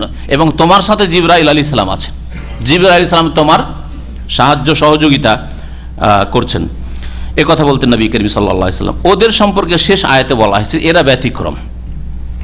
আল্লাহ পাক বলছেন যে ওয়ান্নাহুম ইয়াকুলুনা মা লা ইয়াফালুন, আর কবিদের চরিত্র হচ্ছে যে এরা এমন এমন কথা বলে যা নিজ জীবনে করে না। খুব ভালো ভালো চরিত্রের কথা বলে, খুব সততার কথা বলে, খুব ধার্মিকতার কথা বলে, খুব আল্লাহ বিরুদ্ধার কথা বলে, পাপে ডুবে থাকে আর বলে যে পাপ করিও না। ভালো ভালো চরিত্রের কথা বলে, জীবনে ভালো চরিত্র গঠন করে, এটা হচ্ছে অধিকাংশ কবিদের চরিত্র। আল্লাহ বলছেন ইল্লাল্লাযিনা আমানু, তবে যারা ঈমানদার, ওয়া আমিলুস সলিহাত, আর যারা সৎকর্মশীল, ওয়া যাকারুল্লাহ কাসীরা, আল্লাহকে বেশি বেশি স্মরণকারী, যারা স্মরণ করে থাকে, ওয়ান্তাসারু মিন বাদি মা যুলিমু, আর তাদের উপর জুলম অত্যাচার হওয়ার পরে যারা প্রতিশোধ নিয়ে থাকে, সাহাবায়ে কেরাম রাদিয়াল্লাহু তাআলা আনহুম, যারা অনেকে কবিতা বলতেন, যাদের কথা বললাম, তারা ঈমানদার ছিলেন, সৎকর্মশীল ছিলেন, আল্লাহ পাকের বেশি বেশি জিকির আজকার করতেন, এবং ইসলামের পক্ষ থেকে কাফেরদের জুলম অত্যাচারের, ব্যঙ্গের, কুৎসার প্রতিশোধ নিতেন, তাদের কথা বলা হচ্ছে। এরা ব্যতিক্রম, এরা সৎকর্মশীল, এরা প্রশংসিত। ওয়াসায়ালামুল্লাযীনা যালামু আইয়া মুনকালাবিন ইয়ানকালিবুন, আর শীঘ্রই নিশ্চিত জানতে পারবে জালেম লোকেরা যে কোনখানে তাদের হচ্ছে প্রত্যাবর্তন স্থল, কোনখানে তারা ফিরে যাচ্ছে। আইয়া মুনকালাবিন, কোন প্রত্যাবর্তন স্থলে, ইয়ানকালিবুন তারা ফিরে যাচ্ছে, কোন দিকে পরিস্থিতি মোড় নিচ্ছে, সহজ ভাষায় বলতে পারেন, শীঘ্রই জানতে পারবে। অর্থাৎ তারা যদি এই অবস্থায়, কুফরির অবস্থায় থেকে যায়, পাপেই ডুবে থেকে যায়, তাদেরকে নিশ্চিত জাহান্নামে যেতে হবে। তাদের মুনকালাব মানে প্রত্যাবর্তন স্থল হবে জাহান্নাম। এই বলে আল্লাহ পাক রব্বুল আলামিন এই সূরাকে শেষ করেছে। আল্লাহ পাক কোরআনে কারীম যেন বুঝার তৌফিক দান করেন, কোরআনী জীবন গড়ার তৌফিক দান করেন, কোরআনী পরিবার গড়ার তৌফিক দান করেন, কোরআনী কারীমের সমাজ গড়ার তৌফিক দান করেন, কোরআনী কারীম দিয়ে মুসলিম সমাজের শাসকদেরকে দেশ পরিচালনা করার আল্লাহ পাক যেন তৌফিক দান করেন, হিদায়াত দান করেন, মন মানসিকতা দান করেন। আল্লাহ পাক আমাদের অন্তরকে যেন সোজা করে দেন। রব্বানা লা তুযিগ কুলুবানা বা'দা ইয হাদাইতানা ওয়া হাব লানা মিন লাদুনকা রাহমাতান ইন্নাকা আনতাল ওয়াহ্হাব। রব্বানা আতিনা ফিদ দুনিয়া হাসানা ওয়া ফিল আখিরাতি হাসানা ওয়া কিনা আযাবান নার। ওয়া সাল্লাল্লাহু আলা নাবিয়িনা মুহাম্মদ ওয়া আলা আলিহি ওয়া সাহবিহি আজমাইন। নবী করিম সাল্লাল্লাহু আলাইহি ওয়াসাল্লাম মের শত্রু ছিল না ছিল না? নবী করিম সাল্লাল্লাহু আলাইহি ওয়াসাল্লাম চাইতে বেশি কেউ সত্যবাদী ছিল? হ্যাঁ, আমরা তো পায়ের কাছে পৌঁছিতে পারবো, আল্লাহ যেন অনুসারী হওয়ার তৌফিক দান করে, তাই না? আমাদের কত আমলের ত্রুটি, আকীদারও দুর্বলতা, ইমানের দুর্বলতা, ইবাদতের দুর্বলতা, দুর্বলতার শেষ নাই। সুতরাং আমাদের একবার বাইরেতে বলছেন যে আমাদের সমালোচনা করে, শত্রুতা করে কোন দল, তো করবেই, করতে থাকবে, কারণ আমাদের দুর্বলতা আছে, স্বাভাবিক হইতে পারে। আর তারপরে যদি আমাদের দিনের দাওয়াত কোরআন এবং হাদিস ভিত্তিক হয়, তার জন্য আমরা চেষ্টা করি, আর তার শত্রুতা করে, তো আমাদের সাথে ব্যক্তিগত শত্রুতা নেই, তাদের শত্রুতা আছে কোরআন হাদিসের দাওয়াতের সাথে। তাওহীদের সাথে শত্রুতা, কারণ তারা শিরক বিদআত করে। সুন্নতের সাথে শত্রুতা, কারণ তারা বিদআতে লিপ্ত রয়েছে। কোরআন এবং হাদিসের প্ল্যাটফর্মে আসতে চাই না, আমরা কোরআন এবং হাদিসের প্ল্যাটফর্মে নিয়ে আসতে চাই, যে একই প্ল্যাটফর্মে হাজির হন, ওরা আসতে চায় না, সেই জন্য শত্রুতা করে, ও শত্রুতা করবে। আর তারপরে মনে রাখবেন যে কোরআন এবং হাদিসের শত্রুতা করে কেউ কামিয়াব হয়নি। কোরআন এবং হাদিসের শত্রুতা করে আবু জাহল, আবু লাহাব কামিয়াব হয়নি। হ্যাঁ, কোন যুগের জালেমরা কামিয়াব হয়নি নবী রাসূলদের দাওয়াতের শত্রুতা করে। সুতরাং আমরা মনে করি যে কোরআন এবং হাদিসের আমরা দাওয়াত দিচ্ছি, আল্লাহ পাক বাকি ভুল ভ্রান্তি, আমাদের আমলের ত্রুটি, ইমানের দুর্বলতা মাফ করেন। কেউ যদি শত্রুতা করে আমাদের কিছুই করতে পারবে না। ওয়া ইন তাসবিরু ওয়া তাত্তাকু লা ইয়াদুররুকুম কাইদুহুম শাইআ। ধৈর্য ধারণ করো, গাল দিলে আমরা গাল দেব না, হ্যাঁ, আমরা অশ্লীল ভাষা ব্যবহার করব না, আমরা বাড়াবাড়ি করব না, আল্লাহ পাক মাফ করেন। তারপরে সবর আর তাকওয়া যদি থাকে, আল্লাহ বলছেন যে তাদের ষড়যন্ত্র, তাদের শত্রুতা তোমাদের কোনো ক্ষতি করতে পারবে না, কোনো ক্ষতি করতে পারবে না। এই জন্য আমরা ওইসব নিয়ে চিন্তা করি না। কে শত্রুতা করছে করতে দেন, তার জন্য তার পরিণাম ভুগতে হবে, এবং আল্লাহ পাকের আযাব সবার জন্য রয়েছে, আল্লাহ পাকের আযাব সবার জন্য রয়েছে। নবী করিম সাল্লাল্লাহু আলাইহি ওয়াসাল্লাম এই শিরক বিদআতি কবিতা ভালোবাসেন না, যাতে হয়েছে তারা হাম ইয়া নবী আল্লাহ তারাহাম, হে আল্লাহর নবী রহম করুন, হে আল্লাহর নবী রহম করুন। আল্লাহ পাক হেদায়েত দান করে। এত বড় শিরক থাকা সত্ত্বেও যদি ওই কিতাব থেকে তওবা না করে, তাহলে আর কখন তওবার আল্লাহ তৌফিক দেবে? এক ভাই জিজ্ঞাসা করেছেন যে মৃত ব্যক্তির জানাজার ঘোষণার জন্য মসজিদের মাইক ব্যবহার করা, এই ক্ষেত্রে না করাই ভালো, কারণ এটা ঘোষণা এমনভাবে হচ্ছে অনেক ওলামারা আপত্তি করবে। যদি আপনার এলাকার গ্রামবাসী বা এলাকার আলেমরা আপত্তি করে, তাহলে করিয়েন না। একদল বলছে জাহিলিয়াতের যুগে পাহাড়ের উপরে চিৎকার করে ঘোষণা করতে ওর মতো হয়ে যাচ্ছে, সেই জন্য না যায়। আর একদল বলছে যে না, ওইটা উদ্দেশ্য না, এটা হচ্ছে শুধু জানাজার টাইমটা বলে দেওয়ার জন্য, আর কখন দাফন হবে জানিয়ে দেওয়ার জন্য, লোকজন জেনে যাতে করে জানাজায় শরীক হয়, সেই জন্য জায়েজ। আর জাহিলিয়াতের যুগে অন্যরকম ভাবে ঘোষণা হইতো। জাহিলিয়াতের যুগে বলা হয়তো যে এই লোক এইরকম ছিল, গুণাবলী বর্ণনা করা হতো, এই লোক ছিল, এই জাদরের লোক ছিল, এর দ্বারা এই হয়েছে, সেই হয়েছে, এই করেছে, সেই করেছে, প্রশংসামূলক বাড়াবাড়ি কথাবার্তা বলতো, সেই জন্য নিষেধ করা হয়েছে। আজকেও যদি কেউ মাইক ব্যবহার করে শহরে শহরে আর বলে আল্লাহ জমুক সাহেব এমপি সাহেব ছিলেন, তার দ্বারা আমাদের রাস্তাঘাট হয়েছে, দেশের অনেক উন্নতি হয়েছে, এই আলেমে দিন ছিলেন, তার দ্বারা দিন ইসলামের অনেক খেদমত হয়েছে, এগুলো যদি রাস্তাঘাটে বলে বেড়ায় তার ইন্তেকালের পরে, তাহলে না যায়জ, তাহলে সেটা নিষেধ করা জাহিলিয়াতের যুগের সাদৃশ্যতা, আর সেই জন্য সেটা না যায়জ। কিন্তু যদি শুধু এতটুকু বলে যে অমুকের ইন্তেকাল হয়েছে, বিকাল 4টার সময় জানাজা হবে, অথবা দুপুর 12টার সময় জানাজা হবে, অমুক জায়গায় ইত্যাদি ইত্যাদি, অমুক কবরস্থানে দাফন হবে, তো কোনো দোষ নেই আমার মনে হয়। আল্লাহু আ'লাম।